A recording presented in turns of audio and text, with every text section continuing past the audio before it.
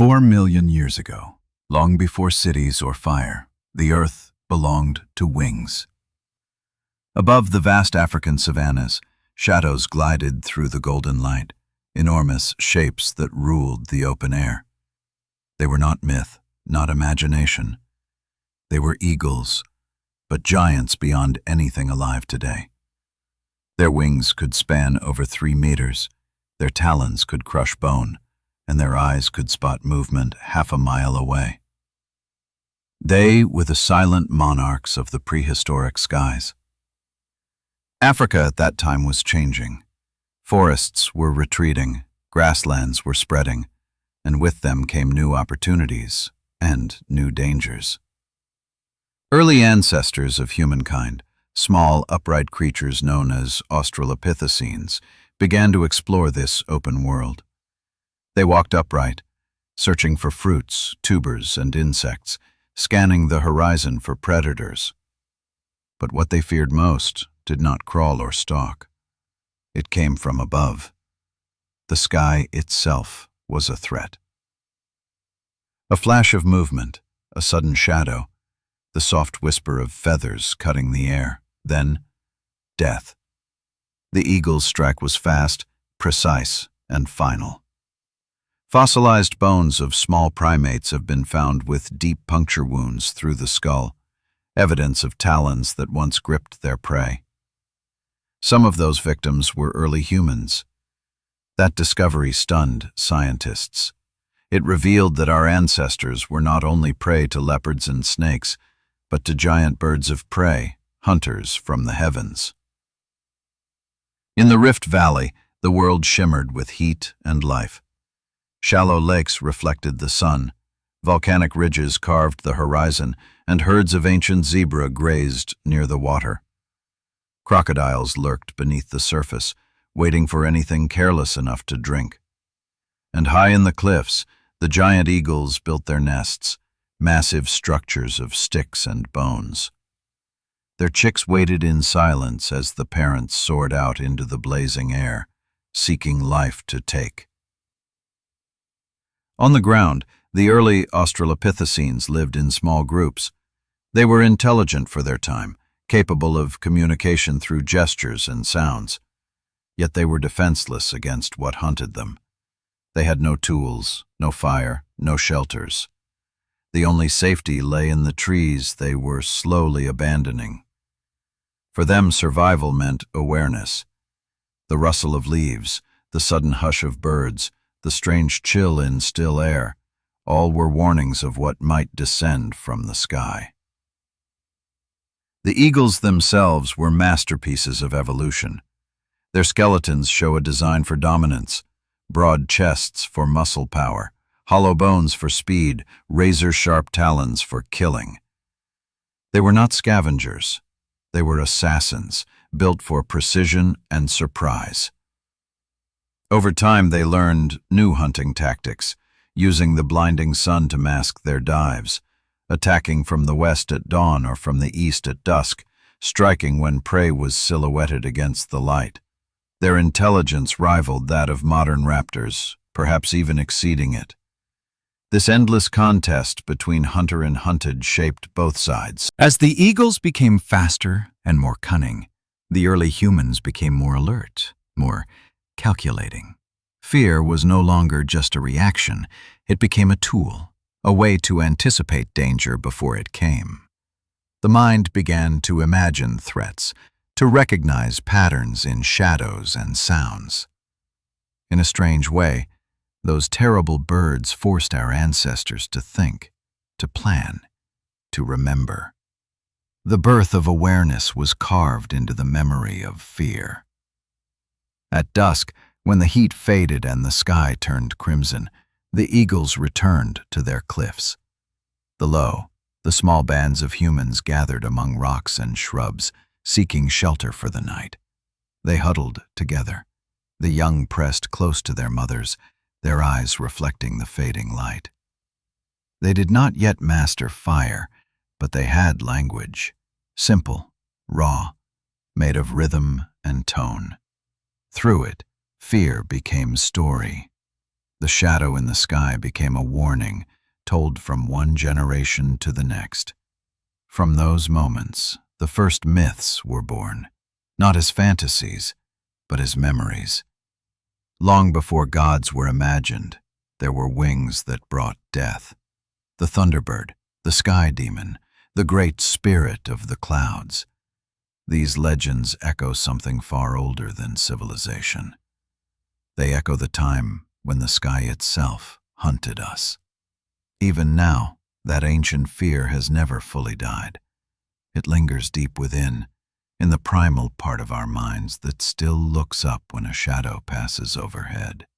Somewhere, buried beneath millions of years of progress and comfort, a small voice still whispers what our ancestors once knew so well. Beware the sky. For once, the giants flew there. The first light of morning crept over the horizon, bathing the savanna in gold. Dew clung to the tall grass, and the air shimmered with heat that had not yet arrived. A small group of Australopithecines stirred from their rest among the rocks. They had survived another night. For these early humans, every dawn was a quiet victory, and every step into the open meant stepping once again into danger. The world around them was both generous and merciless. Food was everywhere, yet death waited in every shadow. They were creatures of instinct, but within those instincts, the first spark of thought had begun to burn. The leader of the group, a female, strong and broad-shouldered, moved cautiously through the grass. She was alert, scanning the ground for tracks and the sky for movement. The others followed her example. They had learned to move silently, to freeze at the faintest sound. Their senses were sharp, eyes tuned to spot motion, ears catching the distant cry of predators. This was a world ruled by listening. To survive meant understanding what the land was saying. Overhead, the air was still.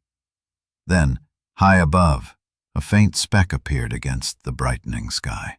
The giant eagle circled slowly, unseen by those below. Its golden eyes locked onto movement.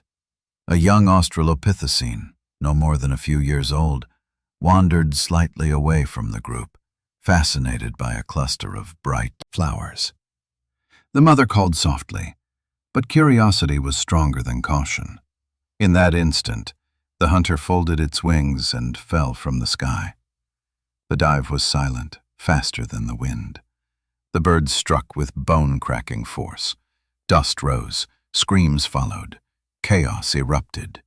The others leapt to their feet, shouting, waving their arms, but it was too late. The eagle's talons gripped the child's body, lifting it clear of the ground. For a moment, the two forms, the great bird and its prey, rose together into the morning light, framed against the sun. Then the eagle vanished into the cliffs, carrying its prize. The cries of the mother echoed long after the sky was empty again. That single moment would be remembered. It was not just loss. It was revelation. The group had witnessed the power of the sky. They would carry that image deep within, passing it down without words, through fear, through instinct, through story.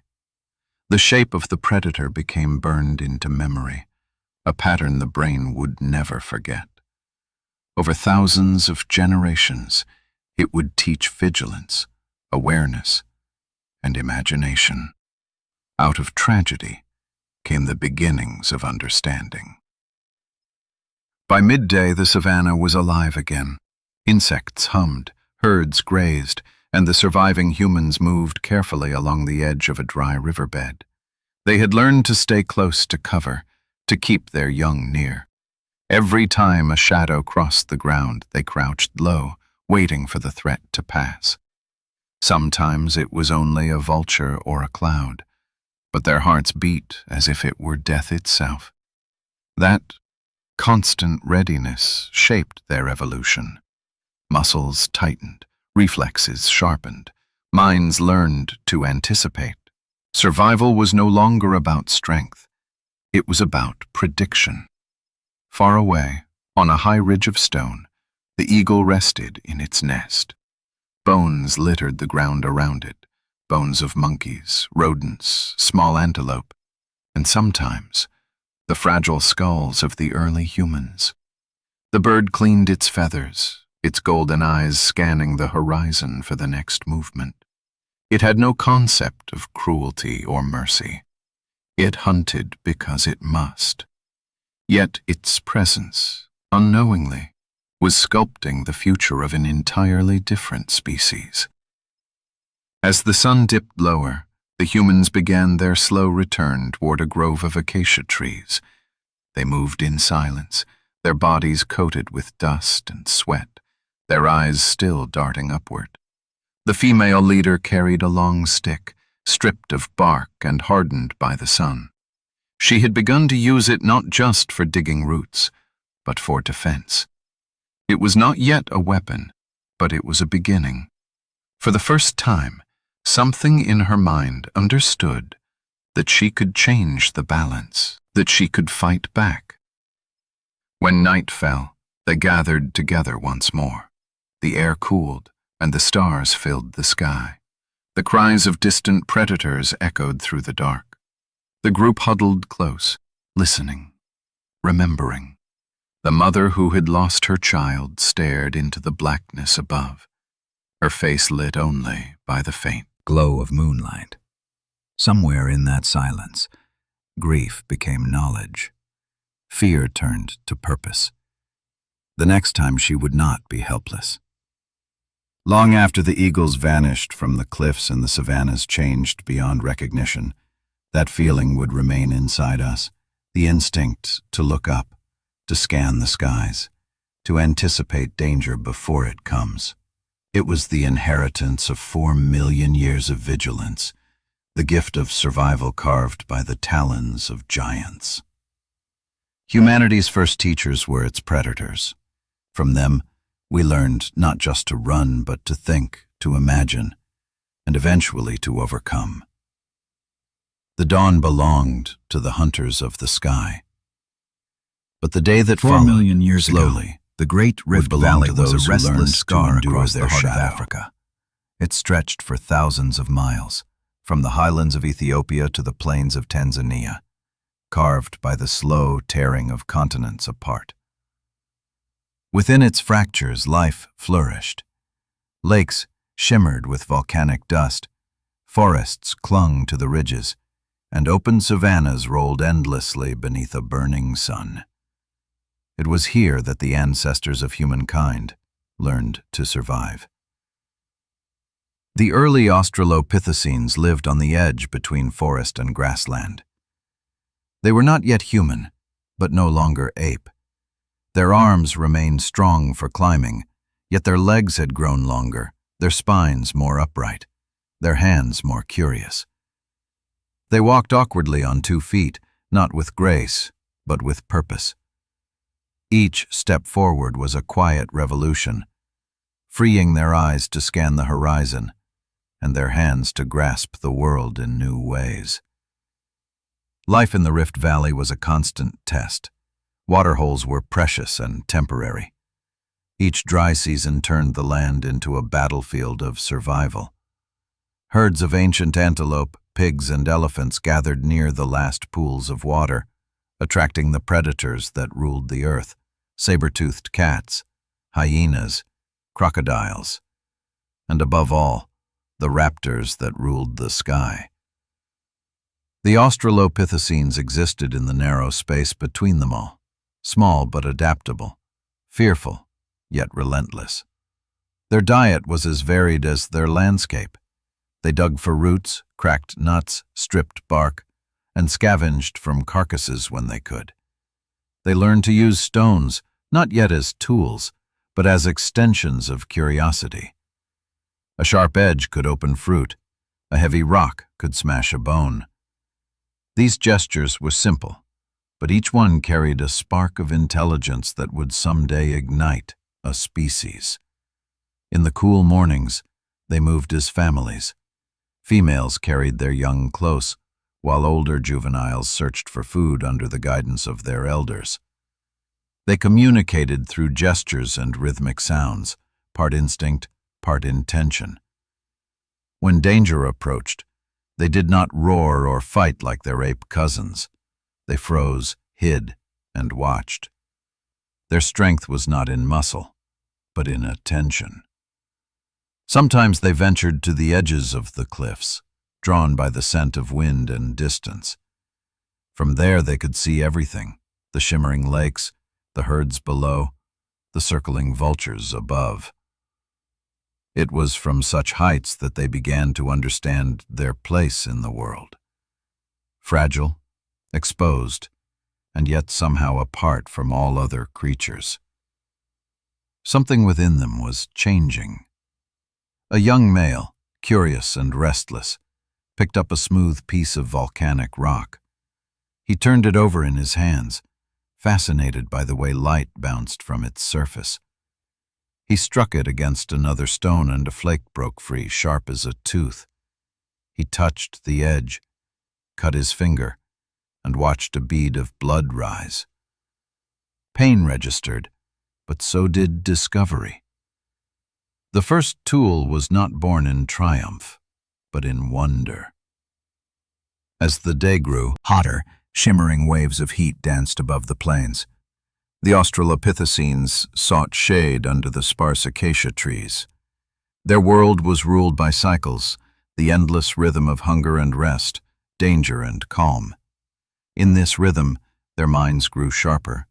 They began to sense patterns, where fruit ripened first, where water collected after rain, when predators hunted, and when the air fell still before attack.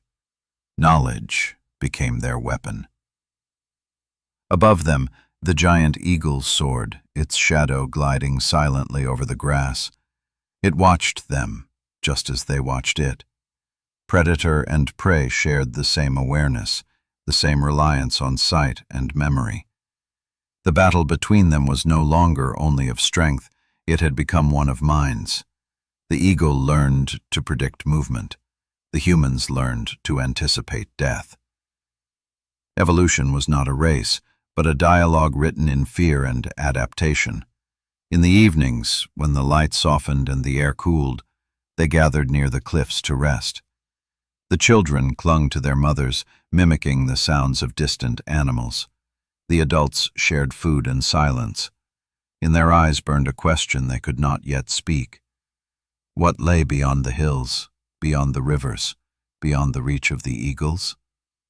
It was curiosity, the same force that would one day send their descendants across oceans and into the stars. The Rift Valley held the bones of that awakening. Every footstep left a mark in the soft volcanic dust, prints that would endure for millions of years until discovered by future humans, who would look upon them with awe. They would see the trail of a mother and her child walking side by side, perfectly preserved, frozen in time. Those footprints, silent and ancient, would tell the story of how awareness began. In that place, surrounded by predators and shaped by fear, humanity took its first steps. The ground beneath them trembled with tectonic power, the sky threatened with wings, and yet against all odds they endured. They did not conquer, they adapted. They learned to read the earth, to listen to its voice. In the heart of danger they discovered what it meant to live. The Rift Valley was not merely their home, it was their crucible, the place where the spark of humanity was struck and the long journey of consciousness began. The afternoon sun hung heavy over the Rift Valley, the air trembling with heat and the dry hum of insects. The grass swayed in waves of gold, and the sound of distant herds carried across the open plain. Beneath a cluster of acacia trees, a group of Australopithecines rested in the shade. Their bellies were half full from a morning of foraging. Some chewed on roots, others groomed each other's fur in silence. But even in rest, their eyes were never still. They watched the horizon, the tall grass, and above all, the sky. They had learned to live with the constant presence of death.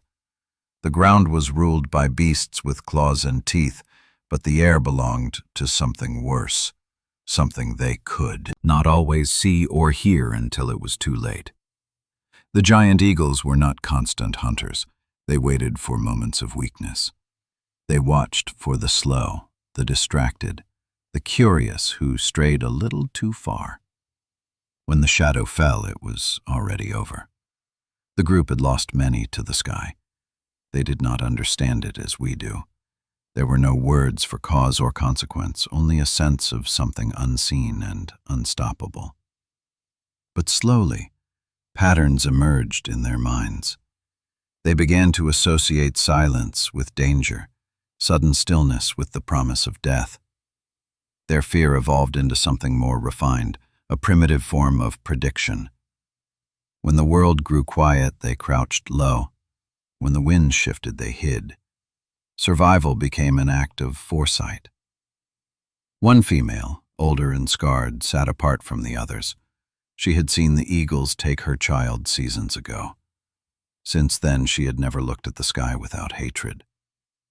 In her hand, she held a smooth stick, hardened by sun and stripped of bark. She had begun carrying it everywhere. When she saw movement in the air, she raised it instinctively as though it could protect her. It was not yet a weapon, but something inside her was beginning to understand that defense was possible. High above, two eagles circled together, their dark shapes drifting effortlessly on invisible winds. They communicated through sharp cries, adjusting their distance, reading each other's flight. They had hunted this valley for years, raising chicks on the same cliffs, returning season after season to the same hunting grounds. To them, the humans were not strange, just another form of prey, soft and slow, perfect for their young. But even predators adapt. The eagles, too, had begun to learn. They understood which groups stayed near cover and which ventured too far into the open.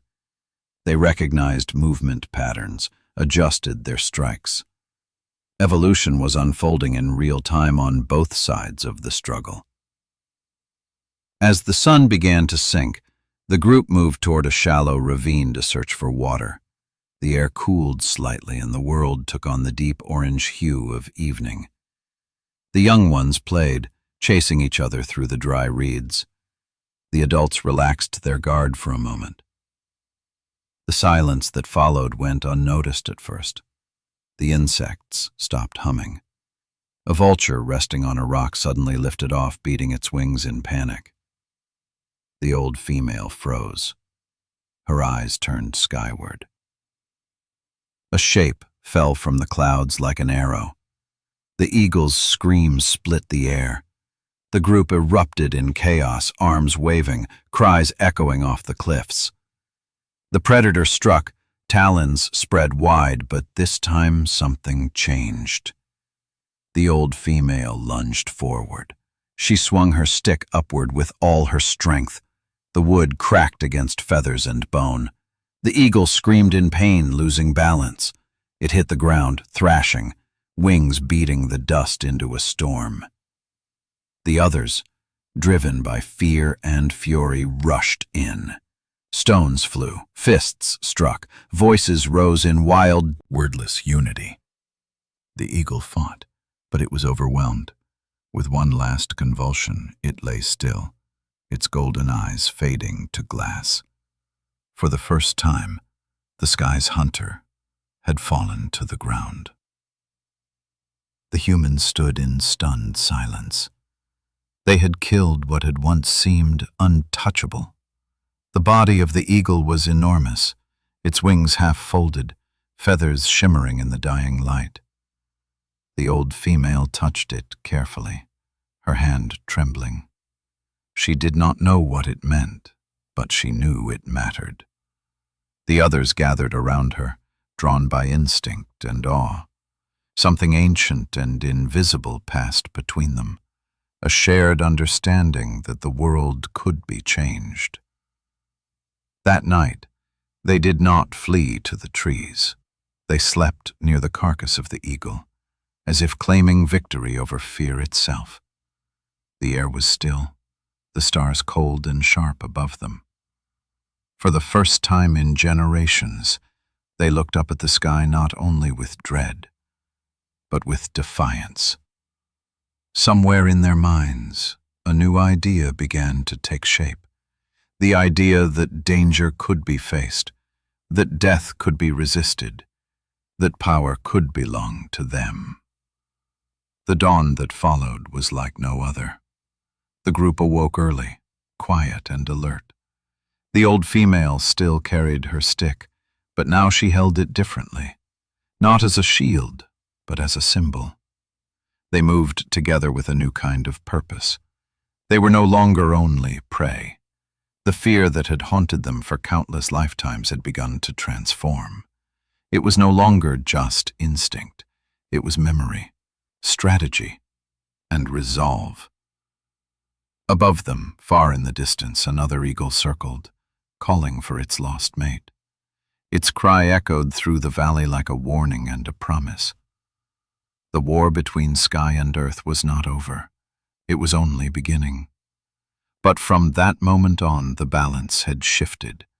The hunted had learned to fight back, and in doing so, they had taken the first small step toward becoming something more than animal. Long after both predator and prey turned to dust, their story would remain written in the bones of the earth, a reminder that fear can forge intelligence, and that the first act of humanity was not creation, but defiance.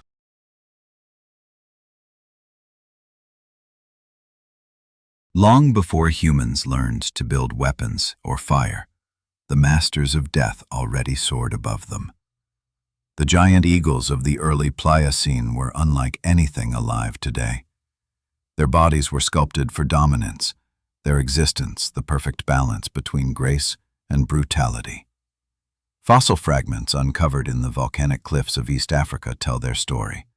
Massive bones light as air, talons curved like knives, and wings so vast they cast shadows longer than the height of a man.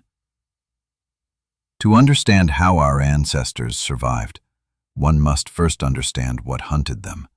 The skeleton of these aerial killers reveals precision born from millions of years of evolution.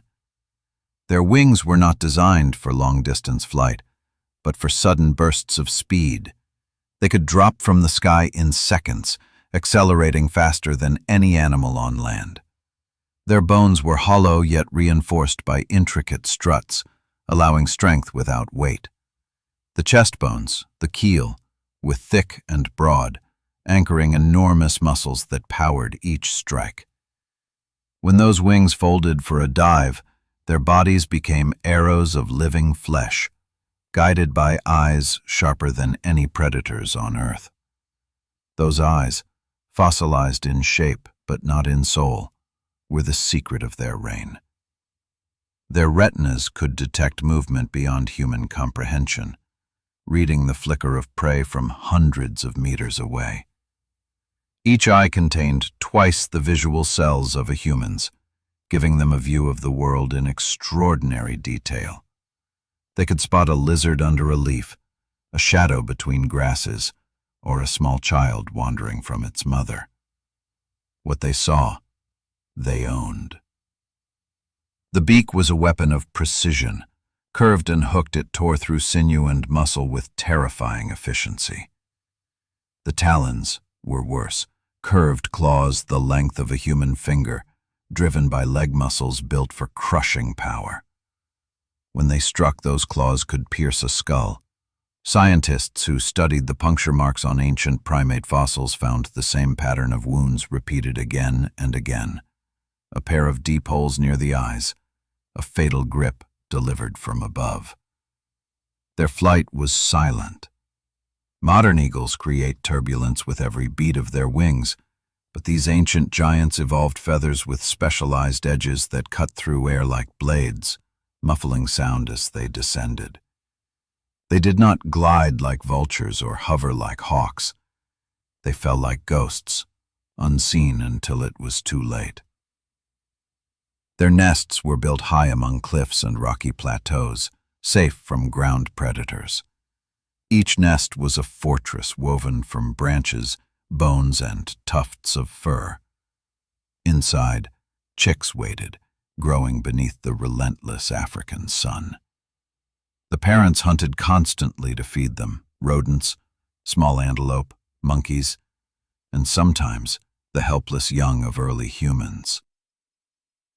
In those nests, the remains of the fallen mixed with bones of every size, creating layers of history now uncovered by modern hands. But the giant eagle was more than just a killer. It was an engineer of ecosystems, a silent shaper of evolution. Its presence forced entire species to adapt, forcing mammals to grow faster reflexes, birds to alter flight paths, and early humans to think differently about safety and risk. The eagles were both destroyers and teachers. Imagine the power of those wings against the pale African sky, the glint of sunlight on feathers as the predator circled high above the Rift Valley. Each dive was an act of calculation. The eagle would rise with the morning thermals, drifting effortlessly on columns of warm air. From above, it scanned the plains with a predator's patience. When it saw movement, perhaps a small band of Australopithecines crossing open ground, it began its silent descent. The wings folded inward, and the earth rushed up. The entire attack took less than 5 seconds. Impact came with a dull crack of bone, and then nothing but dust and silence. For the early humans, there was no defense against such mastery of the air. Their only weapon was awareness. They learned to read the sky the way their hunters read the ground. They began to recognize the patterns of wind, to understand how sunlight revealed or concealed movement. In the constant presence of death, their senses sharpened. Every glance upward was a moment of evolution. Yet even the eagles had limits. Their power demanded precision. A single misjudged dive could break a wing. A sudden gust could ruin a strike. And as humans became smarter, the odds began to shift. Stones hurled in desperation could injure. Sticks raised in fear could strike. The predators were not invincible. They were part of a larger balance, one that nature constantly rewrote. In the fossil record, the bones of these birds are scattered among the ashes of volcanic eruptions and the remnants of dry lakes. They tell a story of dominance and decline, of species rising to greatness and then vanishing when the world changed. Climate shifts, competition, and perhaps the growing cleverness of the creatures they hunted all played a part in their disappearance. But during their reign, they were perfect. No other predator combined power, speed, and precision as they did. To those who lived beneath them, they were not birds. They were gods of the sky, embodiments of terror and awe. Their wings carried not just feathers, but the memory of the oldest fear written into human blood. Even now, that legacy endures. Every time a shadow crosses the ground and instinct forces a glance upward, it is the echo of those ancient hunters. The eagles are gone, but their lesson remains. The sky has never truly been ours. The sky was their kingdom, and within it, every movement was a plan. The giant eagles that haunted the early African plains did not hunt by chance. They hunted with strategy, guided by patterns learned through generations of survival. To watch one of these predators at work was to witness calculation made flesh. They did not strike blindly. Every dive, every shift of the wing, every cry in the air was part of a silent choreography of death. At dawn, when the air was cool and the thermals had not yet risen, the eagles began their watch from high perches along the cliffs. From there, their vision swept across miles of open land. They learned the behavior of their prey, the times when early humans left the trees to gather, when mothers carried their children to water, when the herds moved through open ground. Patience was their weapon. They waited, unmoving, for hours, until opportunity appeared. When it did, they fell like lightning. Their strikes were not random. They studied the wind, using it to mask the sound of their approach. They preferred to attack with the sun behind them, blinding their prey. The early humans, unable to look directly toward the glare, often never saw the danger until it was too late. The eagle's shadow was the last thing they knew. The dive itself was faster than thought, reaching speeds of over 100 miles per hour. At the final moment, the wings flared open, the talons locked forward, and the world exploded into motion. These predators knew teamwork. Fossil sites suggest that giant eagles may have hunted in pairs. One would distract from above while the other struck from a lower angle. Such coordination required intelligence beyond instinct. It hinted at learning, communication, even cooperation. Their cries carried meaning, short bursts of sound that shaped the hunt. They were not mindless beasts. They were strategists, born of hunger and perfection. Below, the Australopithecines adapted in turn. Their lives became shaped around the rhythm of the eagle's flight. They learned that mornings were dangerous, that midday heat offered safety, that sudden silence meant threat. They began to move in tighter groups, their eyes always upward, their children kept close. Over generations, those who were most alert survived to teach their young. The slow and the careless vanished from the lineage. In this brutal exchange, intelligence was forged from fear. One afternoon, a group ventured toward a dry riverbed to collect fallen fruit. The sun was high, the air heavy with dust. They believed it was safe, too hot for the eagles to fly. But one hunter remained above, circling, waiting. It saw movement in the shadows and drifted lower. The humans did not notice. A child lagged behind, tugging at the husk of a seed pod. The eagle folded its wings, dove, and struck, but this time, the humans were ready. The male in front turned at the last second. He had been holding a stone, smooth and heavy, one he used to crack open nuts. As the bird descended, he hurled it with all his strength. The rock hit its wing. The predator crashed into the dust, hissing and thrashing. The humans screamed, surrounding it with sticks and stones. In a storm of panic and defiance, they struck again and again, until the eagle lay still. That moment was more than survival. It was revelation. They had discovered that fear could be answered. The idea of resistance, of power, began to take form in the dim light of their awareness. The stone, once a tool for gathering, had become a weapon. The first act of human defiance had been born from the shadow of the sky. The next hunts changed. The eagles adjusted their tactics, avoiding groups, striking only at the edges. They targeted the small and the alone, sensing that something had shifted in their prey. They could no longer dominate without cost. For the first time, both species were learning from one another in real time. Predator and prey were now locked in a war of minds. As the centuries passed, the balance began to tilt. Early humans grew bolder. They used stones not just by chance, but by intention.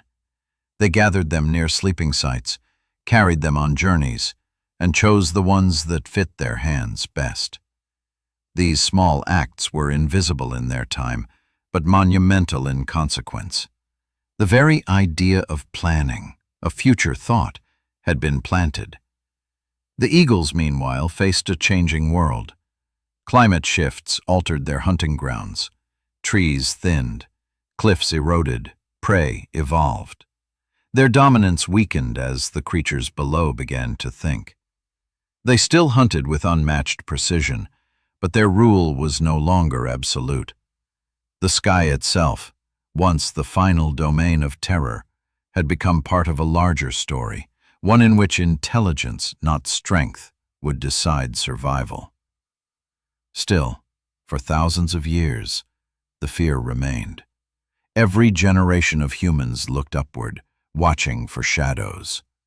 Even as they moved into new lands and faced new dangers, the instinct followed.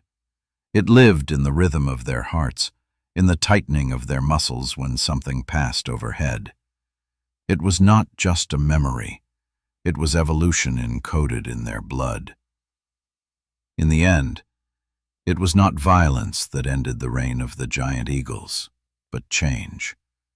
As forests shifted and prey patterns altered, the great hunters dwindled. Their bones turned to fossils, their nests to dust, yet their influence endured in the creatures they once hunted. Humanity, shaped by their threat, rose from the ground to master the tools that would one day conquer the air itself. The eagles were the first to teach us that survival requires thought, that fear can be transformed into invention. Their strategy forced ours to evolve. And though their wings no longer cast shadows over the earth, their presence lingers in every instinct that makes us human. Whenever a storm cloud crosses the sun, whenever a sudden silence falls over the land, we still feel it, the memory of eyes that once looked down upon us, the memory of predators that ruled the sky. The sun burned low over the savanna, the light thick with dust and gold. A storm had passed days earlier, and the ground was still soft beneath bare feet. The air smelled of wet soil and new life, and the herds returned to feed on the tender grass. Among them moved a small band of Australopithecines, cautious but hungry. Their eyes swept the plains, searching for fallen fruit, small roots, and insects. Yet every few moments one of them looked up. The sky was clear now, but memory had taught them that danger could hide in brightness as easily as in shadow. They walked together, 7 in all, 2 males, 3 females, and 2 young. They had learned to stay close, forming a loose circle as they moved. It was a habit born from fear, but it gave them strength. No one strayed far. They communicated in murmurs and clicks, gestures that kept them bound together like threads of instinct. They had learned the rhythm of the land, the songs of birds, the hum of insects, and, most importantly, the silence that preceded death. On a ridge half a mile away, the giant eagle waited. It had watched the group since morning, tracing their slow path across the open plain. Hunger tightened its body like a coiled spring. It had failed in its last hunt. Its mate had died days ago in a fall, and now it hunted alone. Every movement below stirred its rage and need. It crouched low on the cliff's edge, wings twitching, eyes fixed on the smallest figure among them. A young one, clinging to its mother's side. The wind changed. The eagle felt it rush beneath its feathers, rising from the valley in long, invisible waves. It spread its wings and lifted effortlessly into the air. The sky filled with motion, yet no sound betrayed it. From below, the humans did not notice. They were crouched around a patch of tubers, digging with stones and bare hands, absorbed in the slow work of survival. Then the shadow fell. It swept across the ground, stretching long and fast. The mother looked up too late. The eagle dropped from the sun like fire, a black spear of feathers and fury. Screams broke through the air as the group scattered, hands waving, stones thrown wildly. The eagle struck the ground with a thud that sent dust exploding around them. Its talons gripped at empty space. Its target had rolled aside. The young one cried out, and the mother lunged forward, striking at the bird with a stick. The predator turned, wings half spread, eyes burning with rage. It lunged again, slashing with claws that caught the woman's shoulder. Blood splattered the dirt. Another human, a male, charged forward and hurled a rock. It struck the bird's back, stunning it for a heartbeat. The group rallied, shouting, flailing, forming a chaotic wall of defiance. The eagle beat its wings once, twice, creating a storm of wind and dust. The force knocked them backward, but they did not flee. Something deeper than instinct held them there, a shared fury, a new courage born from pain. The eagle leapt upward, circling low, seeking another chance to strike. But the humans had changed. They huddled together, raising sticks and stones, their cries merging into something fierce and rhythmic. They were no longer merely reacting. They were defending. The predator hesitated. It circled once more, then rose higher, abandoning the hunt. The mother sank to her knees, clutching her child. The others gathered around her, touching her wounds, murmuring in tones that were not quite words but carried the shape of empathy. The air was still again. The danger had passed, but something immense had shifted in the world below. For the first time, the sky had been challenged. The predator had not triumphed. The prey had stood its ground. The group moved slowly toward the shelter of nearby rocks. Blood streaked their arms, but they carried themselves differently now, heads high, eyes alive. They had discovered something they did not yet understand, a sense of unity that reached beyond fear. They had fought together, and they had survived together. Night fell early that day. The horizon burned red as the sun vanished, and the stars rose into a vast and endless sky. The humans gathered near a shallow cave, their small bodies silhouetted against the fading light. The wounded mother sat near the center, her child pressed to her chest. Around them lay the stones they had used in the fight, scattered reminders of defiance. They did not sleep easily. Each sound in the dark made them flinch. Yet when the wind rustled through the grass, when a shadow passed over the moon, they did not flee. Instead, they watched and waited, ready. The memory of the ambush burned within them, a spark that would never go out. The eagle returned to its cliff, wings heavy, talons empty. It cried into the night, a long, piercing scream that rolled over the valley. The sound reached the humans below, freezing their hearts. But something in them refused to yield. They had seen its weakness. They had faced its power and survived. Long after the echoes faded, silence filled the land again. But deep within that silence, evolution stirred. Fear had become memory. Memory had become knowledge. And in that fragile space between terror and understanding, the first seeds of humanity took root. The war between sky and earth had begun, and though the skies still belonged to the predator, the ground was no longer its to claim without resistance. Morning rose cold and gray over the valley. A thin mist clung to the grass, softening the shapes of trees and cliffs. The wounds of the previous day still marked the group, the mother's shoulder swollen and dark, the others quiet, tense and sleepless.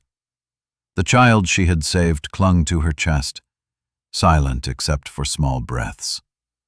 Around them the savannah was calm, but it was the calm of exhaustion, not peace. The sky stretched wide and pale, empty at first glance, yet none of them trusted it. They had learned that danger was not gone just because it was unseen. They moved slowly that day, choosing a path close to the rocks. Their movements were careful, deliberate. The smallest sound made them stop and listen. Overhead, vultures circled lazily, their dark wings cutting through the thin mist. The humans watched them, wary, remembering the shape of wings. Every few moments one of them looked back, scanning the cliffs that had birthed their terror. The sky had become their enemy, and they would never again look at it the same way.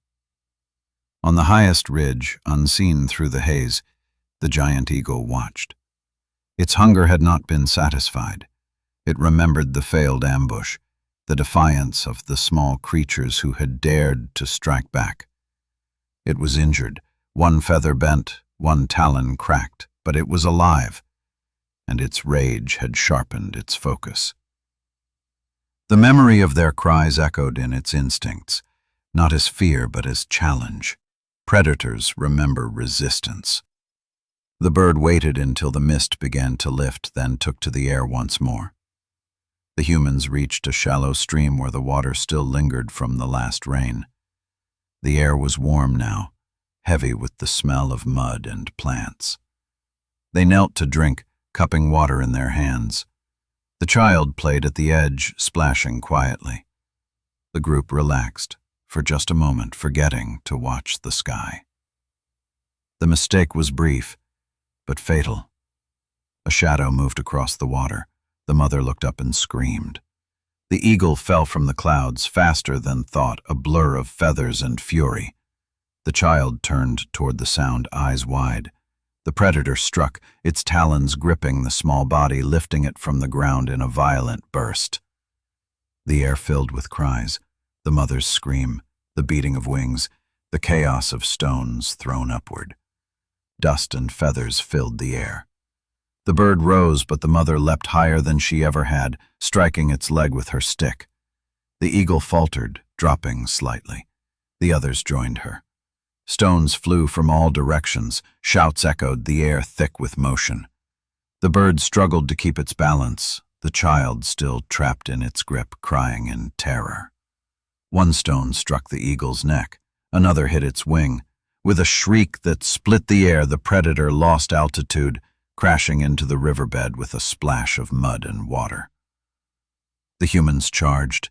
The eagle fought back, wings thrashing, talons cutting the air. One male was thrown backward, his arm slashed open, but the others pressed on. They struck again and again with stones, sticks, and bare hands. The bird's strength was immense, but it was surrounded, its wings too wide to fold, its strikes too wild to aim. The mother tore at its leg, her stick breaking under the strain. The creature screamed one last time, a sound that seemed to shake the valley, and then fell still. Silence followed. Only the sound of the stream remained. The humans stood over the body, breathing hard, their skin streaked with blood and mud. The child was alive, lying in the mother's arms, trembling but safe. Around them the grass was crushed, the water red. The eagle's body lay twisted and broken, its feathers matted and dull. The group stared at it for a long time, not in celebration, but in awe. The greatest hunter they had ever known was dead by their hands. They did not understand the magnitude of what they had done, yet they felt it deeply. They touched the bird's wings, ran their fingers over its talons, traced the curve of its beak. Its power was undeniable, even in death. Some of them plucked its feathers, holding them like trophies or charms. The mother pressed one against her child's skin as if to mark the victory. Something ancient and unspoken passed between them all, a new understanding that strength could come from unity, that even the sky could be conquered when they stood together. When night came, they built their shelter near the fallen predator. The air was still, the moon bright. They did not sleep easily, but they did not flee either. The corpse of the eagle gleamed faintly in the moonlight, and they watched it as if guarding their triumph. In their minds, A shift had occurred that would echo through generations. The world had changed shape. They were no longer powerless beneath the sky. They were participants in the balance of nature. In the days that followed, they returned often to the place of the battle. The carcass decayed, drawing insects and scavengers, yet they stayed nearby. Perhaps they wanted to remember, or perhaps something in them understood that this moment mattered. They began to use the eagle's bones for digging, its feathers for decoration, its claws for symbols. Without knowing it, they had taken the first step toward culture, the transformation of survival into meaning. The story of the fight would live on, not in words but in memory. Mothers would lift their children and point to the sky, warning of danger. The old would gesture toward the cliffs, remembering the day the earth fought back. In time it would become legend, a tale carried forward through millennia until memory became myth. Long after the bones of the eagle turned to dust, the lesson endured. No force, no matter how powerful, remains unchallenged forever. The sky had ruled for millions of years, but on that day, a new kind of creature had risen from the earth. Fragile, wounded, and small, but armed with something no other animal possessed. The beginning of thought, the beginning of courage, the beginning of man. The savannah slept beneath a silver moon, quiet except for the distant calls of night animals. The bodies of the giant eagles were gone, scattered by scavengers and time, but their memory clung to the land like the shadow of their wings. For the humans who had fought them, life had changed in ways they could not yet name. Fear had not vanished, but it had transformed. It no longer froze them, it guided them. It became the beginning of awareness. Seasons passed. The small band moved farther along the valley, following herds, searching for new shelter, carrying with them stones and sticks that had once been only tools but now held meaning. The mother who had defended her child still bore scars on her shoulder, pale lines across dark skin. She had become the unspoken leader of the group. Her eyes were sharper, her movements more deliberate. She watched the sky as always, but now she did so with understanding, not terror. One evening a storm swept across the plains. Lightning tore the clouds, splitting the sky in bursts of white and blue. Thunder rolled through the cliffs, shaking the air. The humans huddled beneath an outcrop of rock, trembling as the heavens cracked open. They had seen fire before, on distant hills after storms, but never so close. A tree struck by lightning burst into flames, its branches glowing like molten gold. The group watched in silence, mesmerized by the strange power that burned without movement. The leader moved closer, step by careful step, her curiosity greater than her fear. Heat washed against her skin, bright and alive. Sparks leapt into the air, vanishing into the rain. She reached toward it, then pulled back as the fire hissed and spat. But she did not run. She crouched near it, studying the way it devoured the branches, the way light danced and shadows shifted. The others gathered behind her, their faces reflected in the flickering glow. When the storm ended, the fire still smoldered. They remained near it, drawn by its warmth. For the first time, they did not flee the aftermath of the storm. They slept near the glowing embers, feeling the strange comfort it gave. When dawn came, the fire had turned to ash, but something within them had changed. They had discovered light that banished darkness, warmth that fought cold. A force that belonged not to predator or prey, but to the earth itself. In the days that followed, they sought it again. When lightning struck distant trees, they moved toward the glow. They began to carry burning branches, learning slowly how to keep them alive with dry grass and wind. The first controlled fire was not a single moment of genius, but a series of quiet acts of observation and imitation. What had begun as curiosity became mastery. With fire came courage. At night, when the cries of hyenas and leopards echoed across the plains, the humans huddled near the flames. Predators kept their distance. The warmth eased their fear, and their minds began to wander in new directions. They played with the ashes, watched sparks rise into the air like stars, and began to imagine that the light itself was alive, a spirit of safety born from the sky's fury.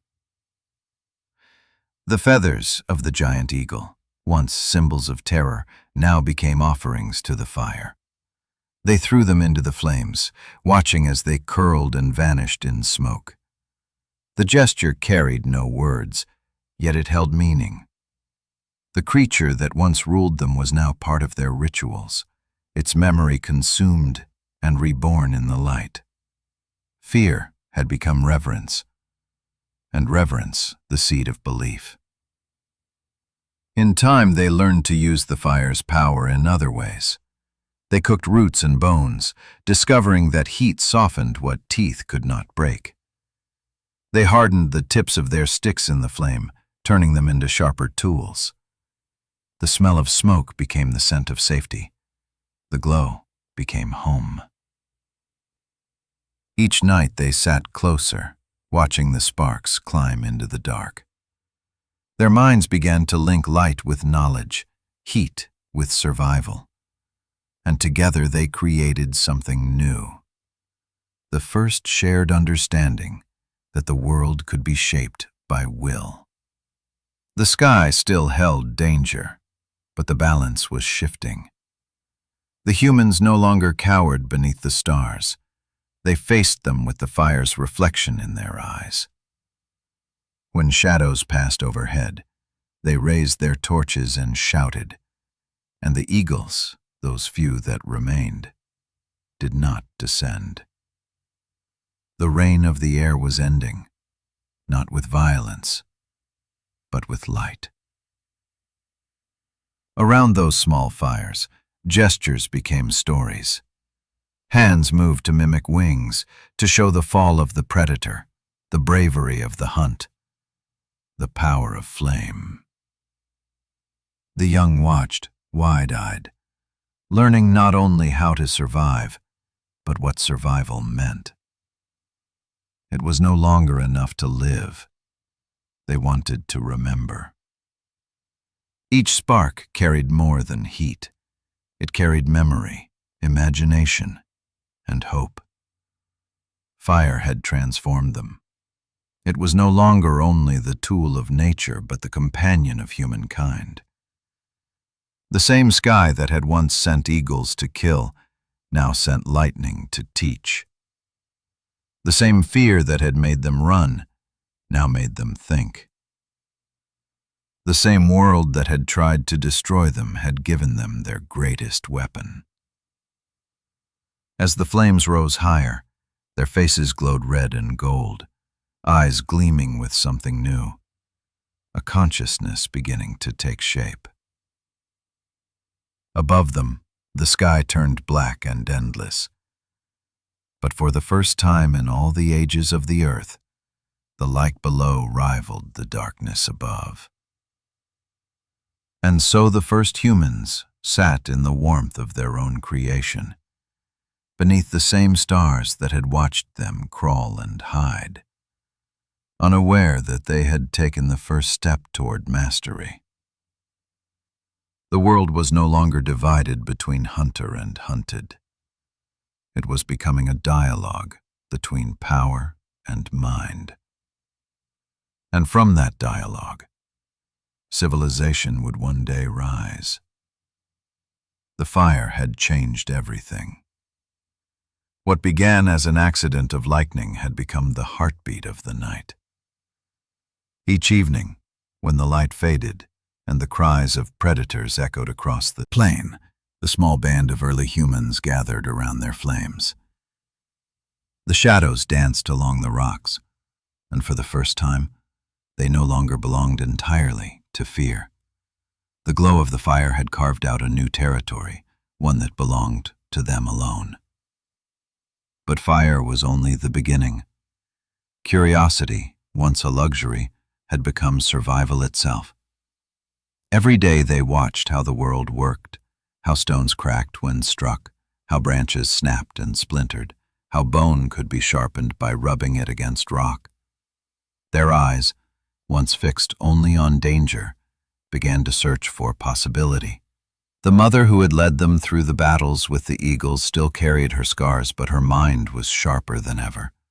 She noticed that the charred tips of sticks from the fire were harder, stronger, less likely to break. She began to carry one wherever she went, striking it against the ground, learning its balance and weight. When the rains came, she taught the others to keep the fire alive beneath stones and branches. When the wind howled, they guarded it with their bodies. The fire became more than light. It became a symbol. Those who stayed near it were safe. Those who wandered too far into the dark vanished and did not return. Slowly, the idea of boundaries took root, the first sense of home. Predators tested those boundaries. Hyenas crept close at night, their eyes gleaming beyond the circle of light. The humans threw burning branches, shouting and beating the air with sticks. The animals fled, confused by the fire's fury. The humans laughed, a harsh rhythmic sound that echoed through the night. It was the birth of triumph. For the first time they had forced the darkness to retreat. In the mornings they explored the ashes left behind. They found bones blackened and brittle, rocks cracked open by heat, strange new shapes where stone had met flame. They did not yet understand why, but they knew these changes were useful. They learned to heat stones until they fractured, leaving edges sharp enough to cut. With those edges, they tore meat more easily, opened the hides of animals, and shaped branches into pointed spears. The first tools of defense were not made in war, but in observation. One afternoon, a leopard approached from the tall grass. It was patient, silent, its golden eyes fixed on the group. The humans sensed it before they saw it. They gathered near the fire pit, clutching their sticks. The leader raised her spear, just a branch hardened in flame, and stood her ground. The leopard crept closer, muscles rippling, tail twitching. Then it lunged. The humans screamed, their voices merging with the crackle of fire. The leader thrust her spear forward. The point struck the leopard's shoulder. It yelped, twisting in pain. The others threw stones, burning branches, whatever they could grasp. The air filled with smoke and chaos. The predator turned and fled, disappearing into the tall grass. The humans stood trembling, the firelight flickering across their faces. For a long moment, no one moved.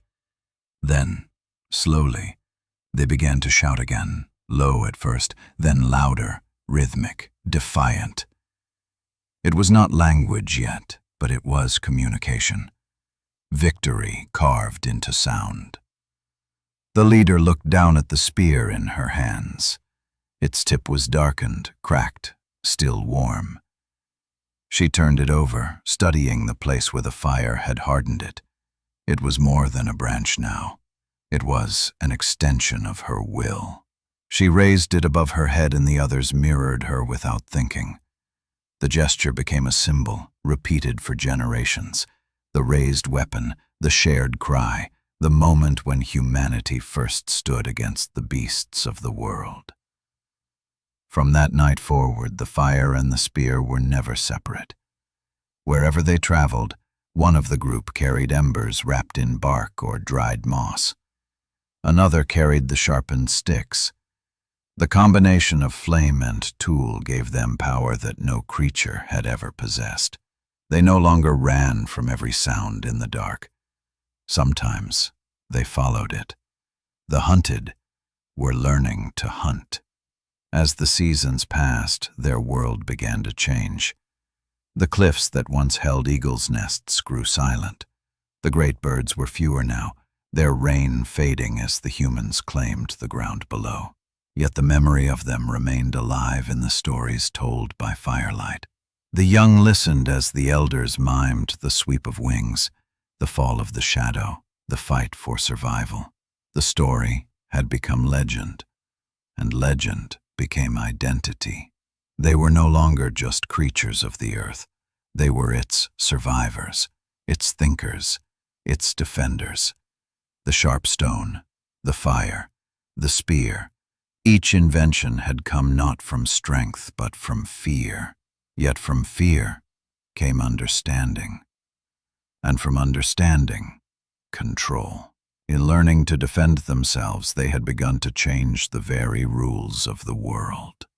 The predators still watched from the darkness, but the balance had shifted forever. Each night when they sat by the fire, they gazed at the flames and saw something reflected there, a piece of themselves they could not yet name. Thought, memory, the beginning of imagination. The sky, once the source of death, now mirrored the light of their own making. And in that reflection something new was born, the idea that the world was not fixed, that it could be shaped, that power did not belong only to those who hunted, but to those who understood. And so, beneath the same stars that had watched them cower and bleed, humankind began to rise. The first tools of defense were not only weapons against beasts. They were the instruments of thought, the physical proof that intelligence had awakened. The creatures who once lived in the shadows of fear were learning to build the future. The flame of survival had become the spark of reason, and from that spark, the story of humanity had truly begun. The land began to change. The rains that once came each season now failed, and the lakes that had fed life for generations began to shrink into mud. The once green plains turned pale and cracked, and the herds moved north in desperate search of water. The small band of humans followed them, carrying fire wrapped in bark, spears slung over their shoulders, and hope that somewhere beyond the horizon, the world was still alive. The valley that had been their home for countless generations was dying. Dust storms rolled through the lowlands, blotting out the sun. Trees withered, and even the vultures flew elsewhere. The silence of the rift was no longer the silence of peace. It was the silence of extinction. The humans walked through it barefoot, their tracks weaving among the bones of animals that had not survived the drought. They knew this place had given them life, but now it was turning against them. The leader, the woman who had once fought the eagle, walked at the front. Her hair was streaked with gray, her body lean and strong from years of struggle. The fire she carried in a hollowed piece of wood was their last connection to the world they knew. Behind her walked her son, no longer a child, tall and wary, his hand always near the sharpened spear. Around them moved the rest of the group, fewer now than before. Disease and hunger had claimed many, but those who remained were hard and quiet, their faces marked by endurance. They moved by night to escape the worst of the heat. The firelight flickered across their faces as they crossed the empty plain. The stars above were clear and endless, silent witnesses to their journey. At times they stopped near dried riverbeds, scraping at the earth to find hidden water. They ate roots, small lizards, whatever could be caught. Survival had become an art, each step a negotiation between exhaustion and will. One night, as they rested beneath a ridge of stone, a rumble shook the earth. At first they thought it was thunder, but the sky was clear. Then the smell came. Sulfur, sharp and choking. Far in the distance, the horizon glowed red. A mountain was bleeding fire. The woman had seen lightning, had known flame, but this was different. The ground trembled and the air burned. The volcano roared, spewing ash into the sky. The next morning the world was gray. Ash fell like snow, covering the trees and filling their footprints. The sun became a dull disk behind the haze. The air was thick and dry, hard to breathe. The humans coughed and wiped their eyes, pressing forward through the choking fog. Every living thing was fleeing, the antelope, the birds, even the insects. For days they walked under the falling dust, their skin coated in gray, their eyes red.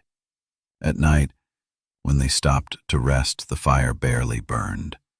The wood was damp, the air too heavy, yet they refused to let it die. The leader tended it constantly, feeding it scraps of bark, blowing on the embers until they glowed faintly again. The fire had become their symbol of endurance, a fragile light against the ruin of the earth. When her son offered to carry it, she refused. "Not yet," her gaze seemed to say. "It is not yours to bear." Days stretched into weeks. They climbed ridges and crossed dried rivers, guided by instinct more than direction. The further they went, the stranger the land became. Great herds of animals they had never seen appeared in the distance, creatures with long necks and curved horns, beasts from greener lands. The air grew cooler, and the ground beneath their feet softened. When they finally reached a high plateau, they found something they had not seen in months: water. It was only a small stream trickling between rocks, but it was enough. They fell to their knees and drank until their bellies hurt. The sound of running water was music, the first beautiful thing they had heard since leaving the valley. The leader cupped her hands, poured water over her head, and laughed softly. Around her, the others joined in, their voices carrying across the plain like a song. It was not joy alone. It was the sound of survival, the celebration of persistence. That night, as they built a fire near the stream, the woman handed the hollowed log to her son. Inside, the last ember glowed faintly red. He looked at her, uncertain. She nodded once. Carefully, he fed it dry grass and blew until the flame returned. It flickered, grew, and finally caught. The others gathered close, watching as the light rose once more. For the first time, the fire belonged to him, to the next generation. They did not know it, but their journey mirrored the long migration of humankind. Across the ages, through drought and storm and fire, our ancestors carried light into the unknown. Each ember they protected was a promise that the species would endure. Each step away from the valley was a step toward the future. The woman sat in silence beside the new fire, her eyes reflecting its glow. Above her, the ash clouds were clearing, revealing the cold stars once again. The boy tended the flames, proud and careful. In that small circle of light, surrounded by darkness and wind, the story of humanity continued, fragile, persistent, eternal. They had fled the death of their homeland, but they had not fled themselves. They carried everything that mattered with them: fire, memory, and the will to survive. And as the embers rose into the night, disappearing among the stars, the earth turned quietly beneath them, already preparing new challenges for the children of the light. Dawn broke across a landscape unlike any they had ever known. The plains behind them were gone, replaced by rolling hills covered in strange trees with silver leaves that shimmered in the wind.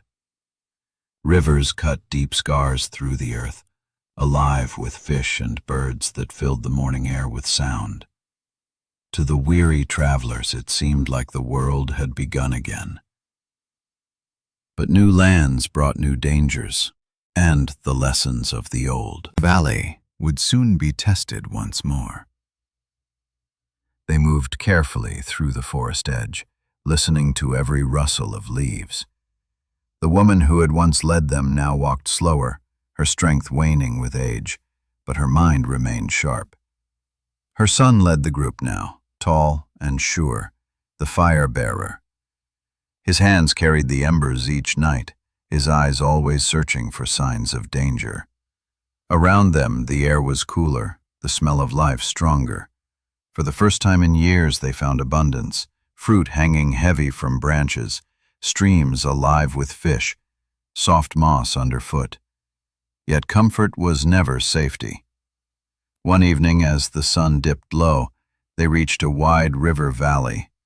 The water moved fast, shining red with the dying light. They decided to camp there, believing the river would protect them. As they gathered wood, strange calls echoed from the trees, deep, throaty sounds unlike anything they had heard. The forest was alive with unseen creatures, eyes glinting between branches. The group huddled close, feeding the fire until it blazed high. Flames painted the trees in golden shadow. In the middle of the night, a sudden crash shattered the stillness. Something large moved beyond the light, snapping branches, grunting in anger. The fire hissed as sparks flew into the air. The humans froze, gripping their spears. From the darkness emerged a shape, massive, covered in fur, its eyes glowing in the firelight. It was a giant boar, thick-shouldered and furious, drawn by the smell of food. It pawed the ground, snorting, testing the limits of the light. The son stepped forward, spear in hand. The others shouted, waving burning sticks. The beast hesitated, then charged. The air exploded in motion. Spears flew, torches swung, the fire roared. The boar slammed into the circle, scattering embers. A spear struck its side, another its neck, but it kept coming. The son ducked aside as it passed, thrusting his weapon deep into its flank. The creature screamed, twisting wildly before collapsing into the fire. Flames leapt high, the smell of burning flesh filling the air. The humans backed away, panting, watching as the beast thrashed once and went still. When the noise faded, they stood in silence, surrounded by smoke and the stench of death.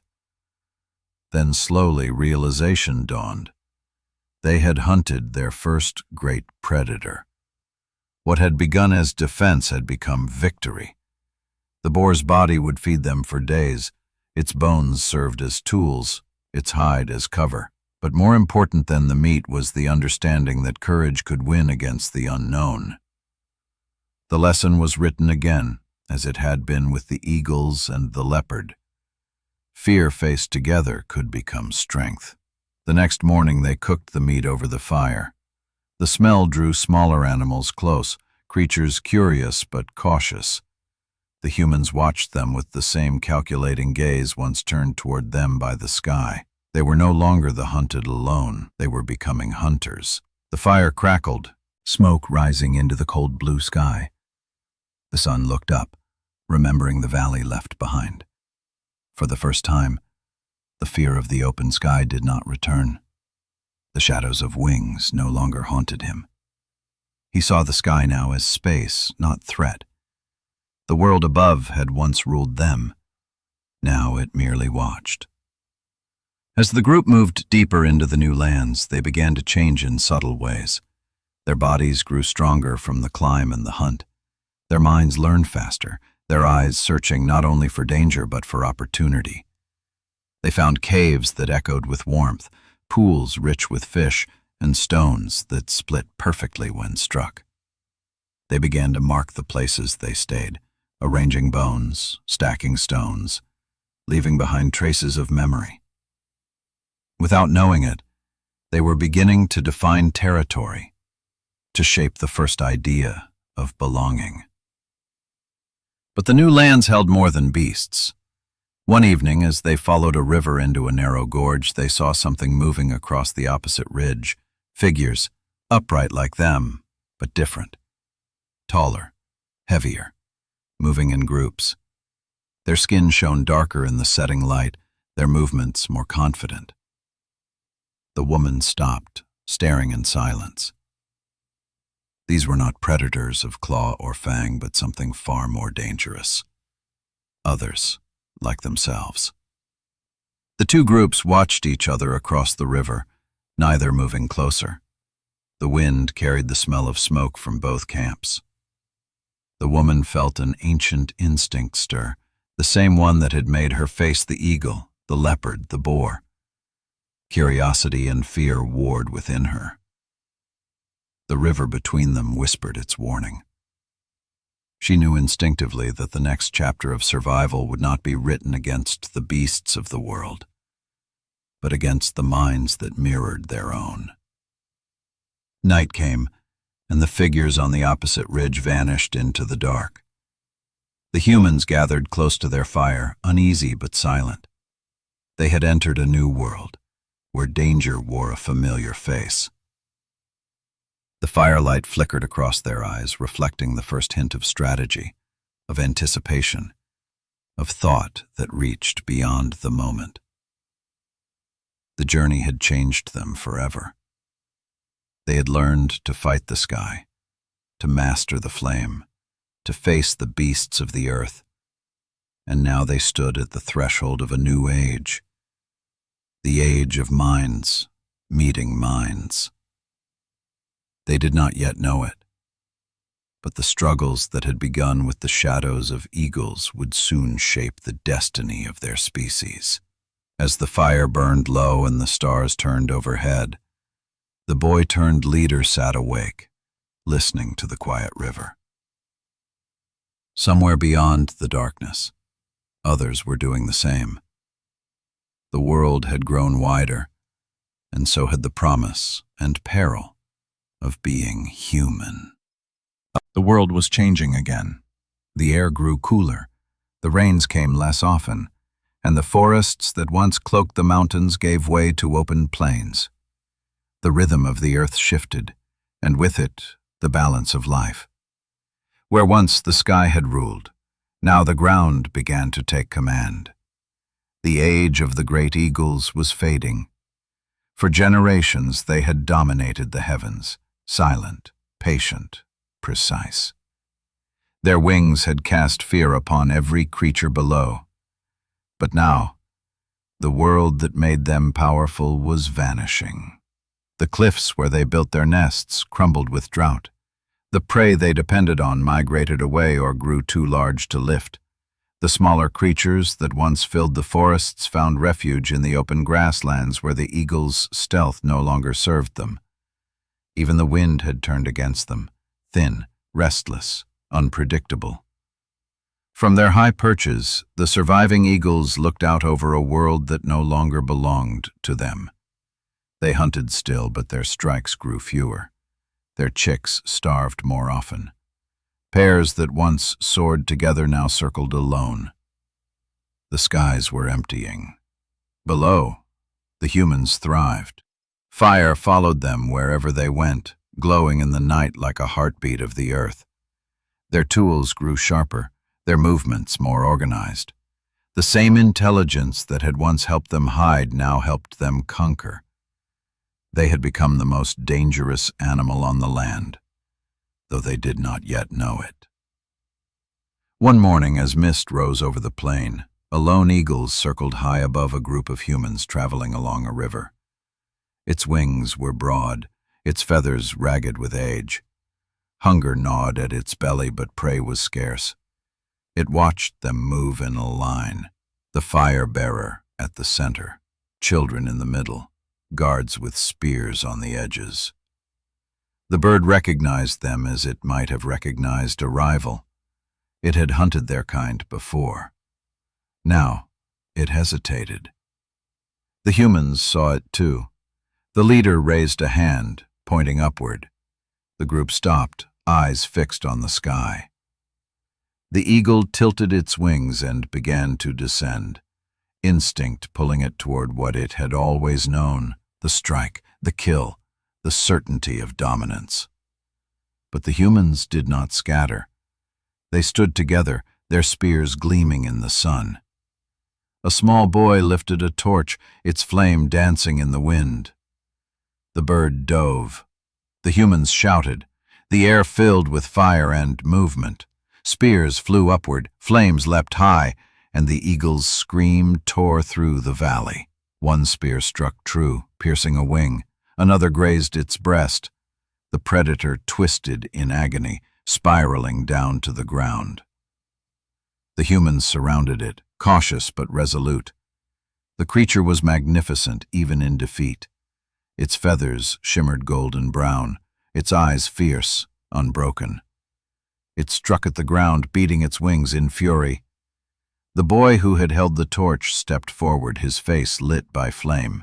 He looked into the eagle's eyes, not with hatred, but with something deeper, recognition. Then he lowered the torch.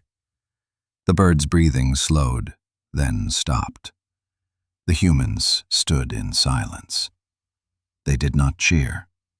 They watched as the last great hunter of the sky lay still before them. The woman who had once carried the fire now stood behind her son, her face lined with years and memory. She understood what he could not yet. The age of the eagles was over, and the world had turned. That night, they built a fire near the fallen bird. Its feathers burned bright, sending sparks into the dark. The flames rose high, reflecting in their eyes like ancient stars. They ate from the animals they had hunted that day, their laughter echoing softly in the wind. But none touched the eagle. Its body was left untouched, a quiet offering to the earth. In the morning, when they woke, the carcass was gone, carried away by scavengers, scattered across the plain.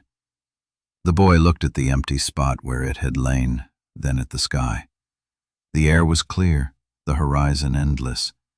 No shadow crossed the ground. For the first time, the world belonged to the earth alone. Across the continent, the story repeated itself. One by one, the giant eagles vanished. Their nests grew cold, their bones buried in dust. The air lost its hunters, the forests grew quiet. And in their absence, life below flourished. Monkeys swung freely from the trees. Antelope grazed without fear.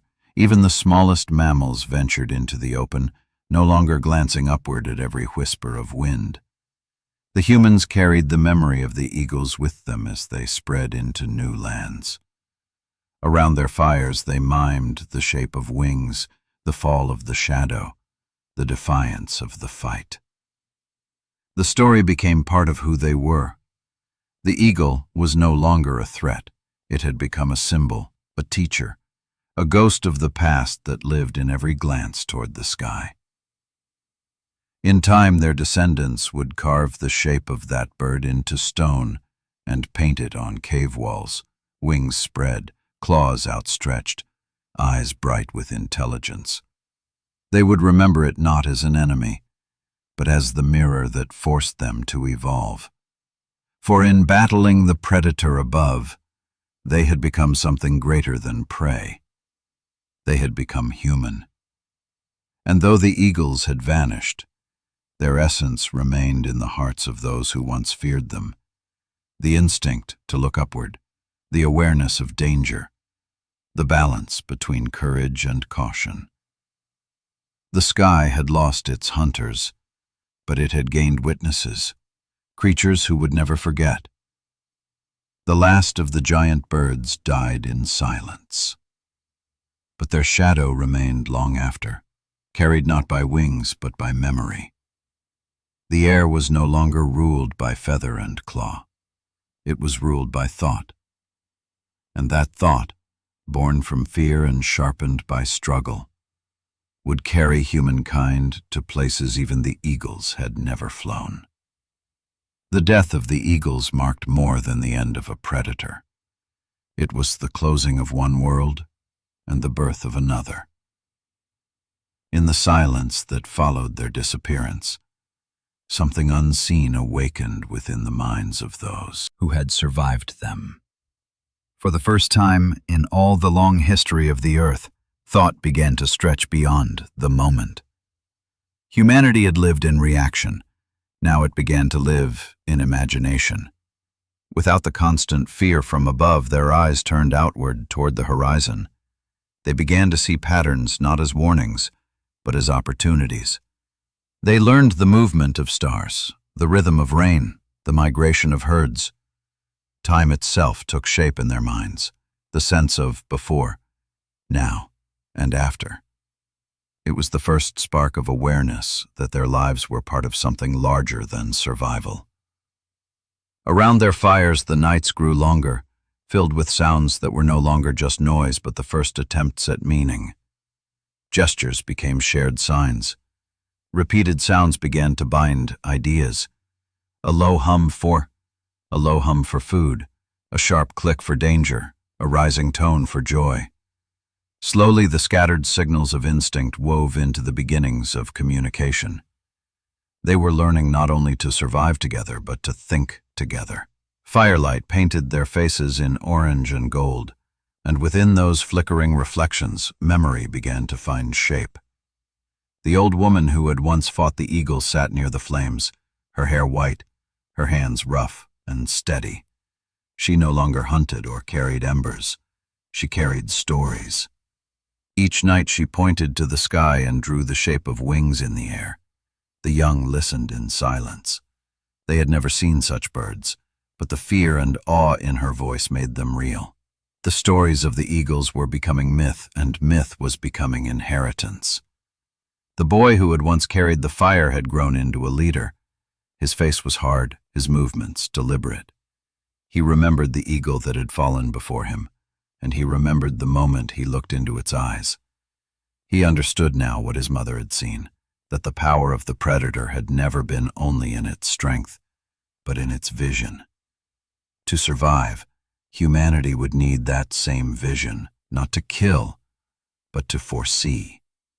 He began to guide his people with thought rather than instinct. When the seasons changed, he led them toward higher ground before the floods came. When the rains failed, he sent scouts to find water. They built shelters from branches and stones, shaped new tools from flint and bone. They learned to set traps, to dig pits, to use fire not only for warmth but for hunting. Knowledge had become their weapon, and imagination their shield. The nights no longer belonged entirely to darkness. Flames glowed across the land like scattered stars, each one a sign that humankind had taken root. With every fire, a story was told. With every story, the past was preserved. And though the eagles were gone, their presence remained in every word of warning, every upward glance, every dream that took flight in the mind. Over time, the fear of the sky transformed into fascination. The young began to imitate birds, spreading their arms, running across the grass as if they too could rise. They threw feathers into the air, watched them fall, laughed at their weight. The dream of flight had been planted deep, buried in the same place where fear once lived. Someday, countless generations later, it would awaken again. The old woman died beneath the light of a full moon. The fire burned low beside her, and her son sat silently watching the flames. Around him the others slept, their breathing soft against the wind. When dawn came, he rose and walked to a nearby hill. The valley stretched before him, vast, empty and quiet. He looked upward, and for the first time saw not a place of danger, but a place of endless possibility. He did not know it, but his thoughts were shaping the destiny of a species. The same intelligence that had begun as fear had become foresight. The same eyes that once searched for predators now searched for meaning. The same hands that once clutched stones now built, shaped, and created. Humanity was learning not just to live, but to wonder. Generations later, Their descendants would walk in new lands, lands of ice, forest, and mountain. They would cross oceans, follow stars, build shelters of bone and hide, carve stories into stone. Each act of creation would trace its lineage back to that first moment when the hunted learned to look beyond fear. The rise of the human mind was not sudden. It was the slow unfolding of awareness born from survival, and always, deep within, the memory of the eagles endured, not as terror, but as wisdom. Their shadow had once taught humankind to fear. Their silence now taught humankind to think. The predator had vanished, but its gift remained. The ability to see the world from above, to imagine, to remember, to dream. The fire flickered in the morning wind. The man touched its warmth, then stood and faced the horizon. Somewhere beyond it, new lands waited, lands of ice and sea, lands where the next chapters of the human story would unfold. He did not look back. The sky was clear, the sun bright. The age of wings had ended. The age of minds had begun. The mountains rose like the ribs of the earth, jagged, cold, and eternal. Wind howled through their passes, carrying with it the scent of stone and ancient time. Long after the last of the giant eagles had vanished, the land itself began to bury their memory. Dust settled over their bones, rivers carried fragments of their wings downstream, and the slow work of the earth began to seal the story beneath layers of silence. Millions of years passed. The world changed again and again. Forests grew and died, ice swept across continents, oceans rose and fell. Species appeared, thrived, and vanished. Yet in the hidden caverns of those mountains, the remains of a lost age endured.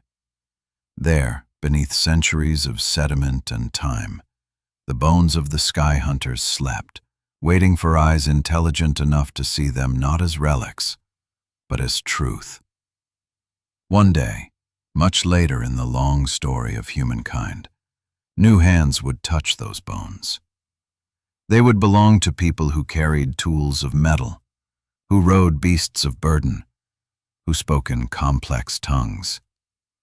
They would dig into the mountain walls, seeking stone for shelter or ore for weapons, and find something they could not explain. Great claws the size of human hands, hollow bones light as ash, skulls with curved beaks and sockets where eyes once burned with life. They would lift those bones into the light and wonder what kind of creature had ruled before them. Some would say it was a god, others a demon. In time, the truth would emerge through the slow work of knowledge, the understanding that these were the remains of real beings, not myth, not imagination. The bones told a story that no words had preserved, that the skies had once hunted the earth. But long before that rediscovery, the mountains themselves carried memory. The rivers that flowed down their slopes had turned fossils into fragments, scattering them across the plains. Sometimes early tribes would find them, white shapes half buried in the dirt, strange, smooth, curved like talons. They would hold them up to the light, puzzled, perhaps frightened. They had never seen such creatures, yet something deep inside them stirred, a flicker of recognition, like a dream remembered from another life. Around their fires they told stories to explain these bones. They spoke of monsters that fell from the heavens, of spirits that once ruled the air, of gods who took the form of birds. The truth had long since passed into legend, but the legend carried within it a seed of memory. The fear of the sky had never truly left humanity. It had only transformed, hidden beneath layers of story and faith. Thousands of years later, when early explorers began to dig in the Rift Valley again, they found the same signs, the curved marks of talons in skulls of ancient primates, the faint scratches of claws on fossilized bone. They did not know it at first, but what they were holding was evidence of the oldest battle in human history, the war between the sky and the earth, the predator and the mind. The fossils spoke silently of that struggle. Every mark was a sentence, every bone a memory. The skulls of small Australopithecines bore the unmistakable punctures of eagle claws. The layers of soil told the same story in perfect order, creatures who lived, who feared, who learned. Science would give it names, dates, measurements, but beneath all the precision lay something older, something human, a connection that transcended time. We had once looked into the eyes of the thing that hunted us and survived. For the modern world, these discoveries became evidence of evolution. For the earth itself, they were remembrance. The bones beneath the mountains were not merely fossils, they were monuments. Every ridge, every layer, every buried fragment whispered the same truth, that every thought, every invention, every act of courage had been born in fear. Sometimes when storms swept through the high valleys, the wind uncovered fragments of those bones again. They gleamed white in the rain, catching the eyes of travelers who passed by without understanding. The wind moaned through the stones, and if one listened closely, it almost sounded like wings. The old mountains kept their secrets well, but they could not hide forever.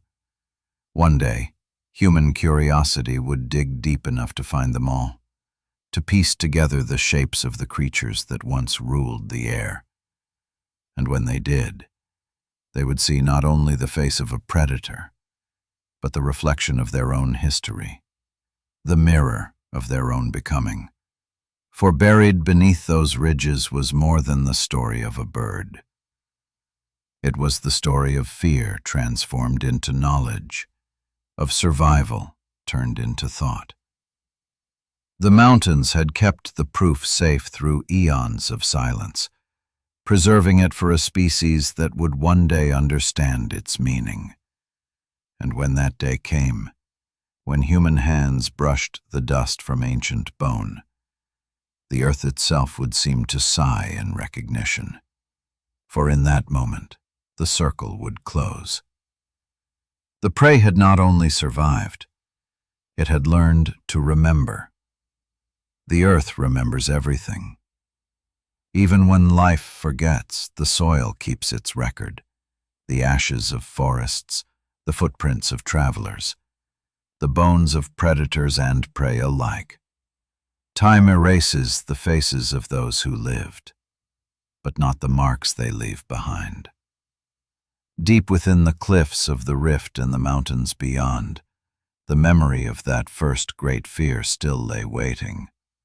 And when humankind learned to dig, to search, to question, the earth finally began to speak again. The first hands to uncover the bones were those of seekers, men and women who had spent their lives chasing the story of the beginning. They were not hunters or warriors, but explorers of memory. Their tools were not spears or torches, but brushes and chisels. They knelt in the dust under a blazing African sun, scraping gently at layers of stone until shapes began to emerge. Curved talons, hollow bones, the faint outline of a skull that once held the eyes of a skyborn killer. At first, they could not believe what they saw. A bird so large that it could lift a child, its claws as wide as a man's hand, its wings vast enough to darken the ground. It sounded like myth, yet the evidence was there, written in stone. The scientists gave it names, measured it, placed it in the great lineage of life. But the story those bones told was more than anatomy. It was a memory resurfacing after 4 million years. They found nearby the remains of small primates, some ancient cousins of humankind, some of them bearing the unmistakable puncture marks of talons through bone. And suddenly, the old legends made sense. The myths of giant birds, of thunder spirits that carried away the living, were not fantasy, but echo.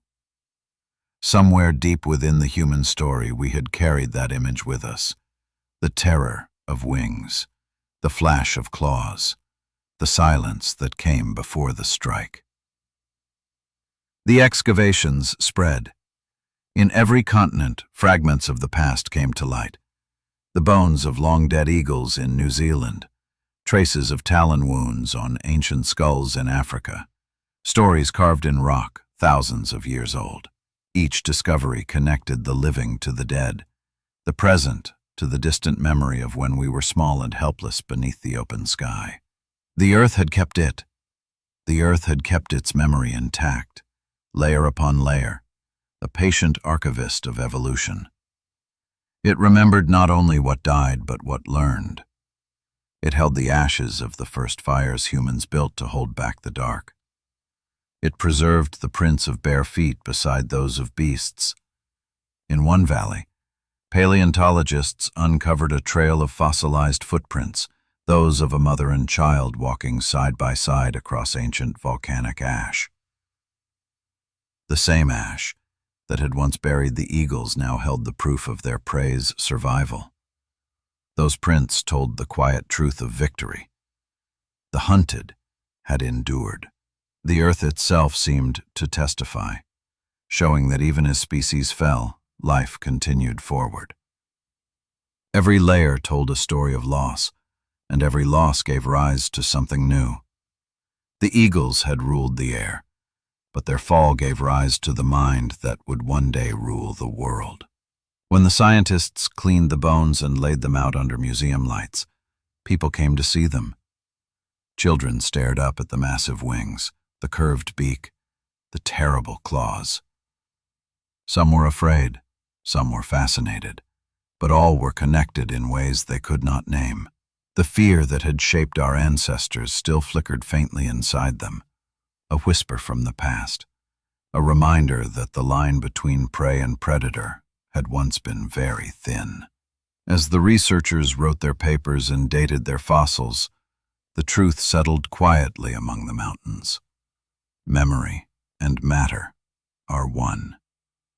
The earth does not simply record what happens, it transforms it.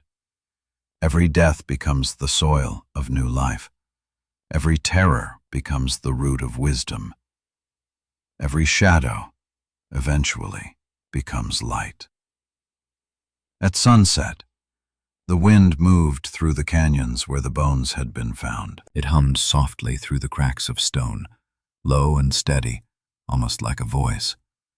If one listened long enough, it sounded like breathing, like the faint sigh of something ancient remembering itself. The wind touched the dust touched the bones, and together they carried the story onward.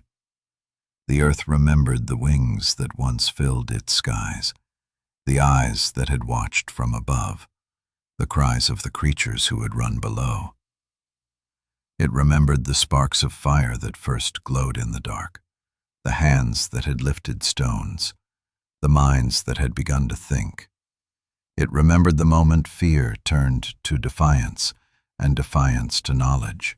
And though millions of years had passed, though the giants were gone and their bones hardened into rock, the story they had written in blood and sky still lived on in us.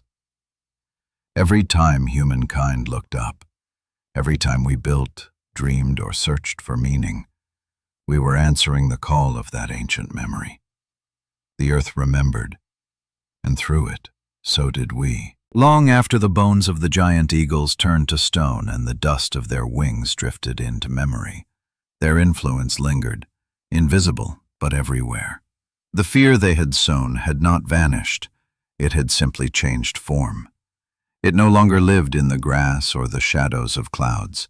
It lived in the minds of their former prey. The humans who had once trembled beneath their flight now carried their memory within them, like a pulse that beat beneath thought itself.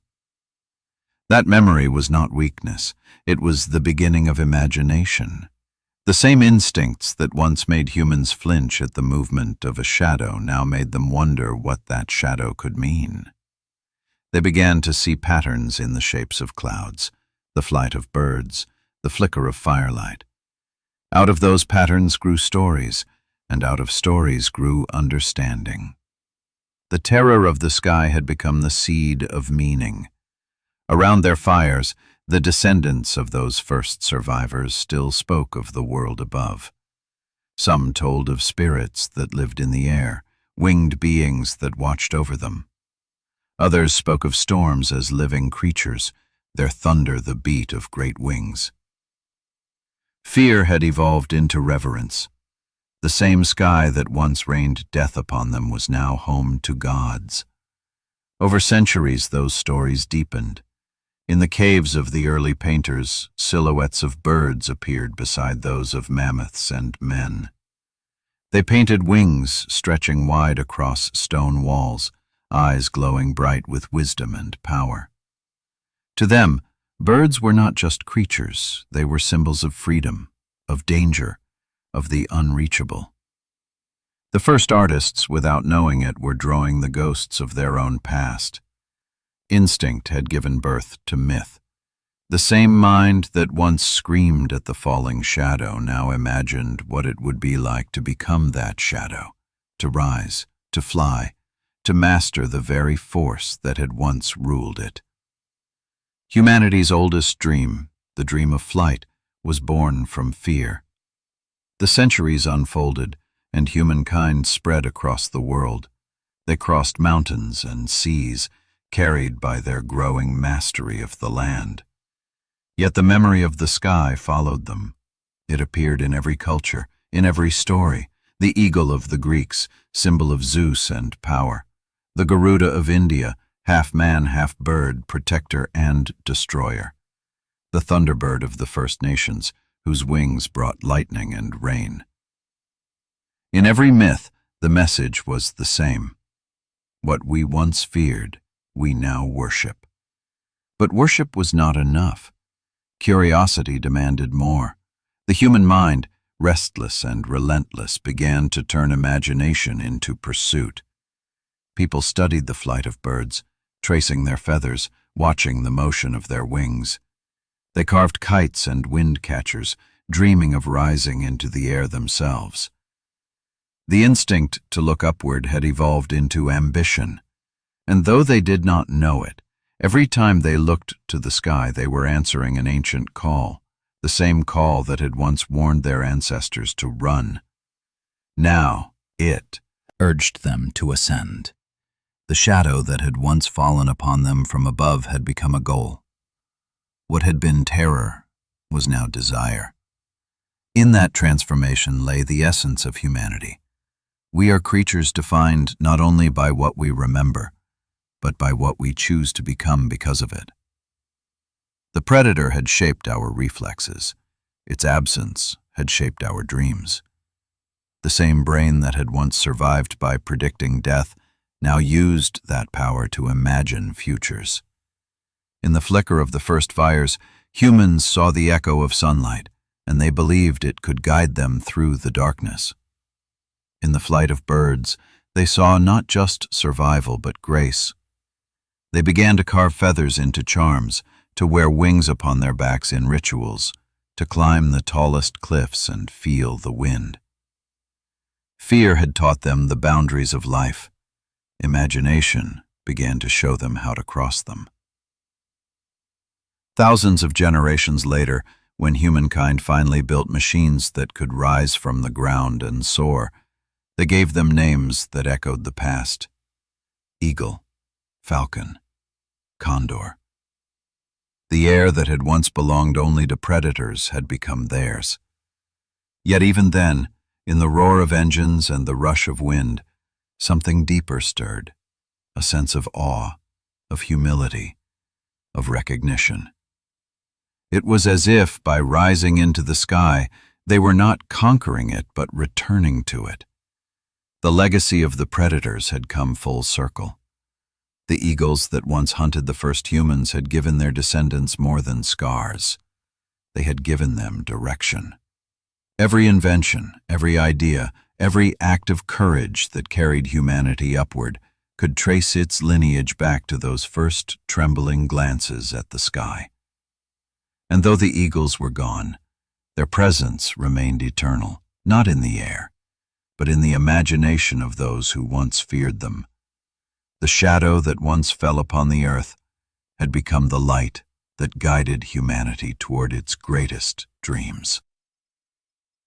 The sky was no longer the realm of death. It had become the realm of meaning.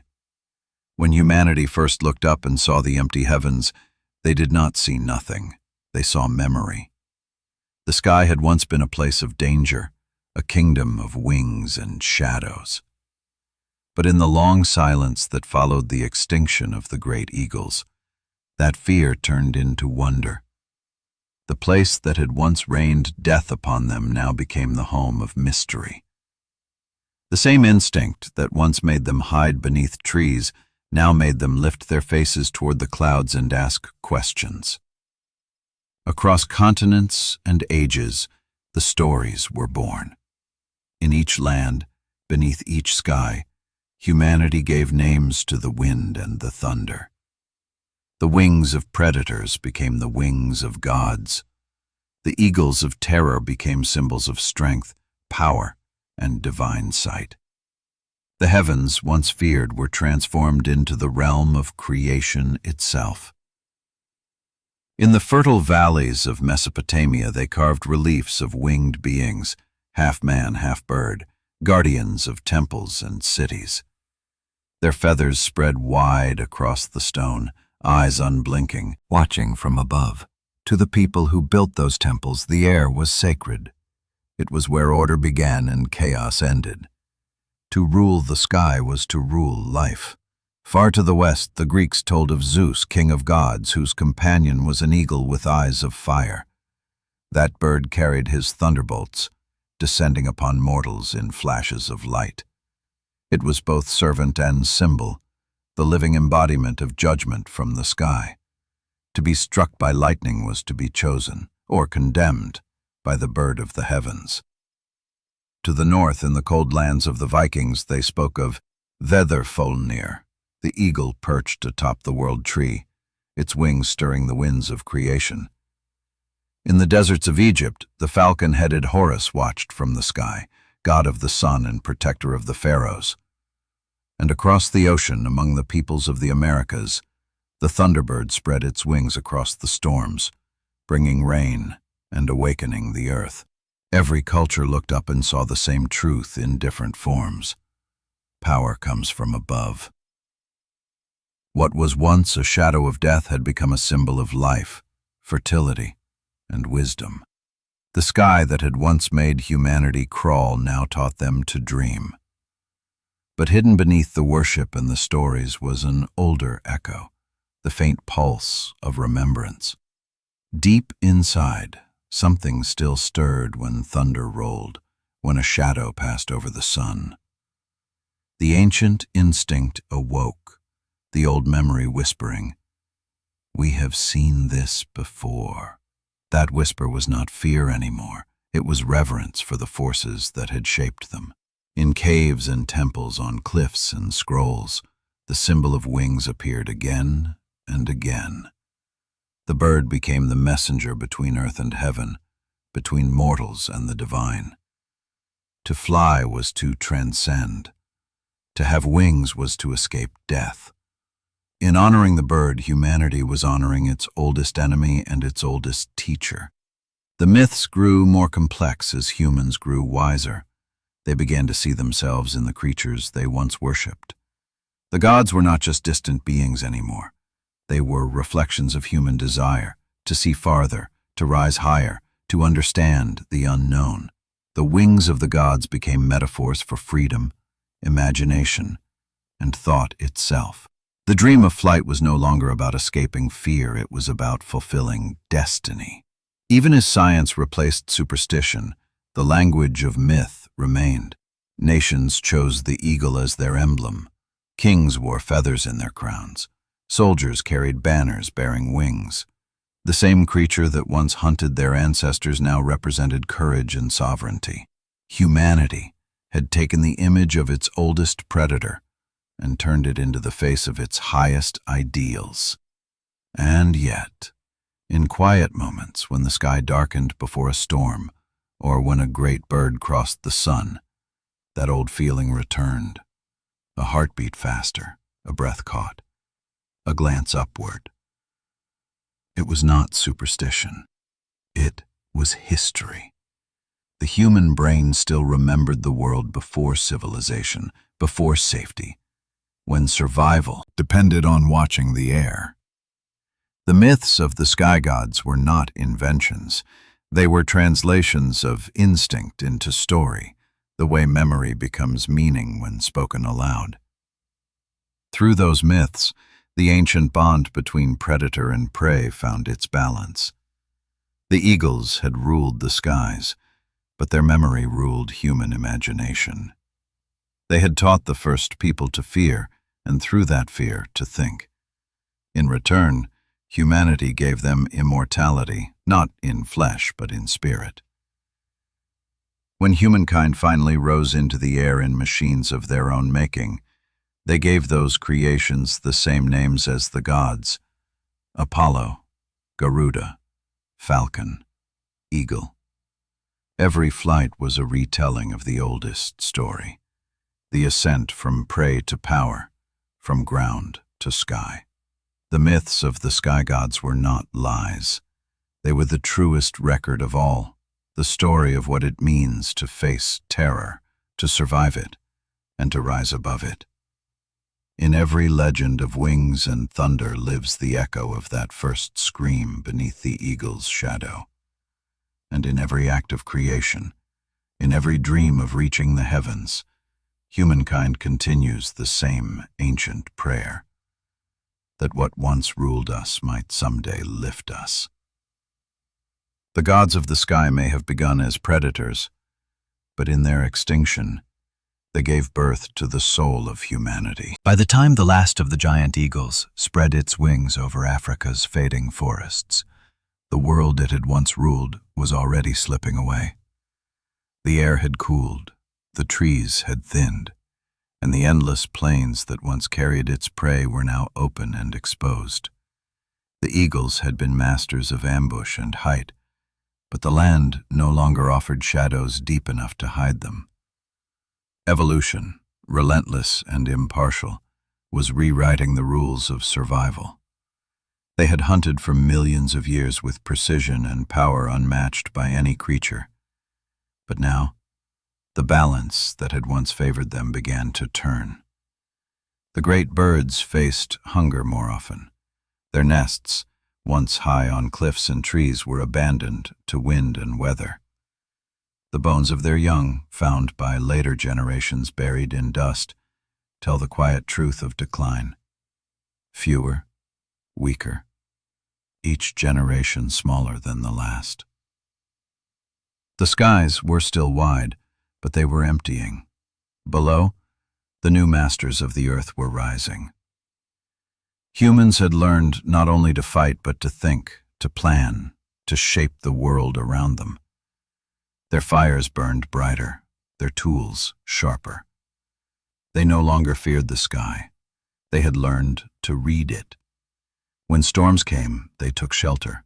When shadows crossed the ground, they raised their spears. They had learned to survive, not through strength but through foresight.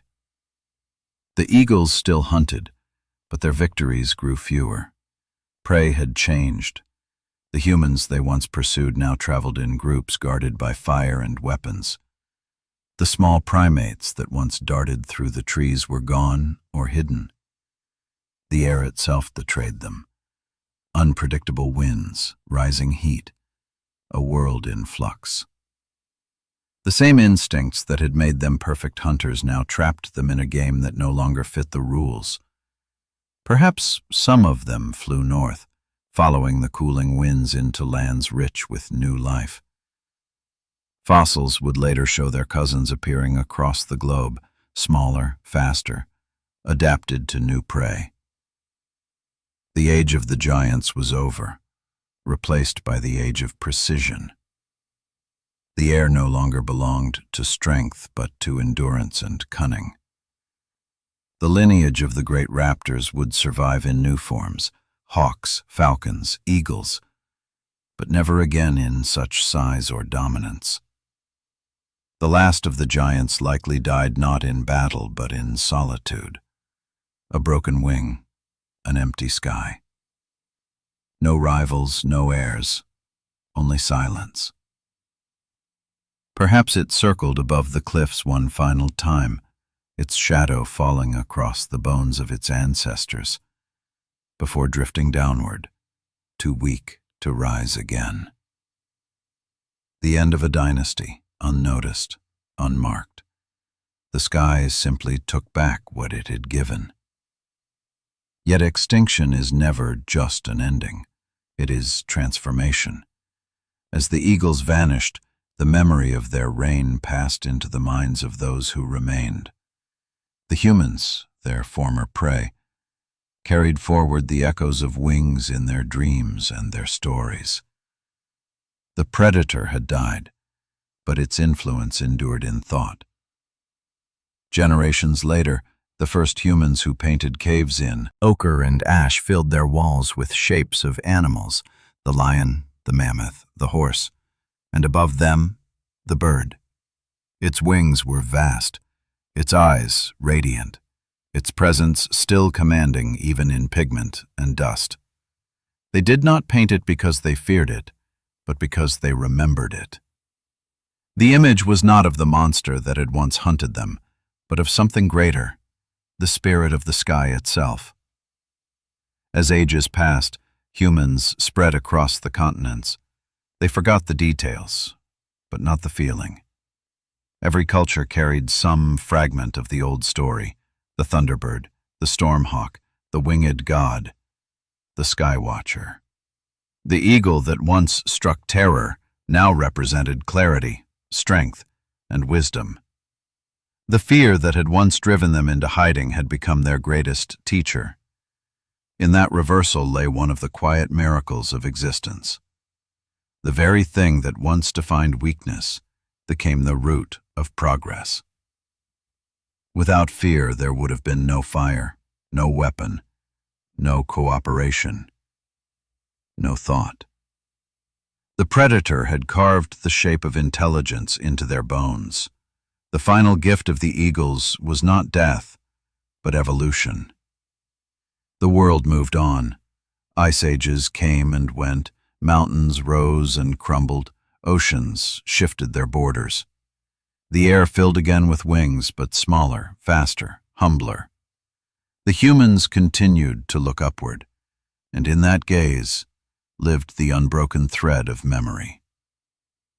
Even now, when a great bird crosses the sun, something ancient stirs in the blood, a flicker of alertness, a ripple of awe. We still feel what they once felt, the silent reminder that the sky is older than our dreams, and that we were not always its masters.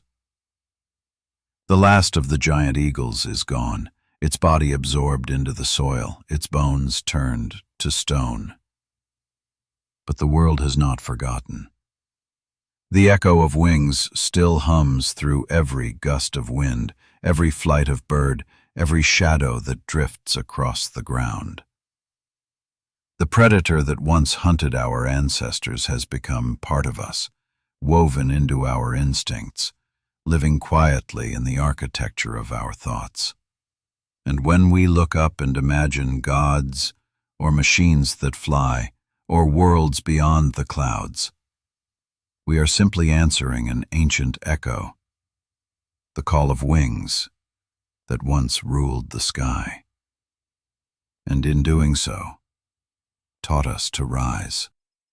Time erased the giants, but not the story they left behind.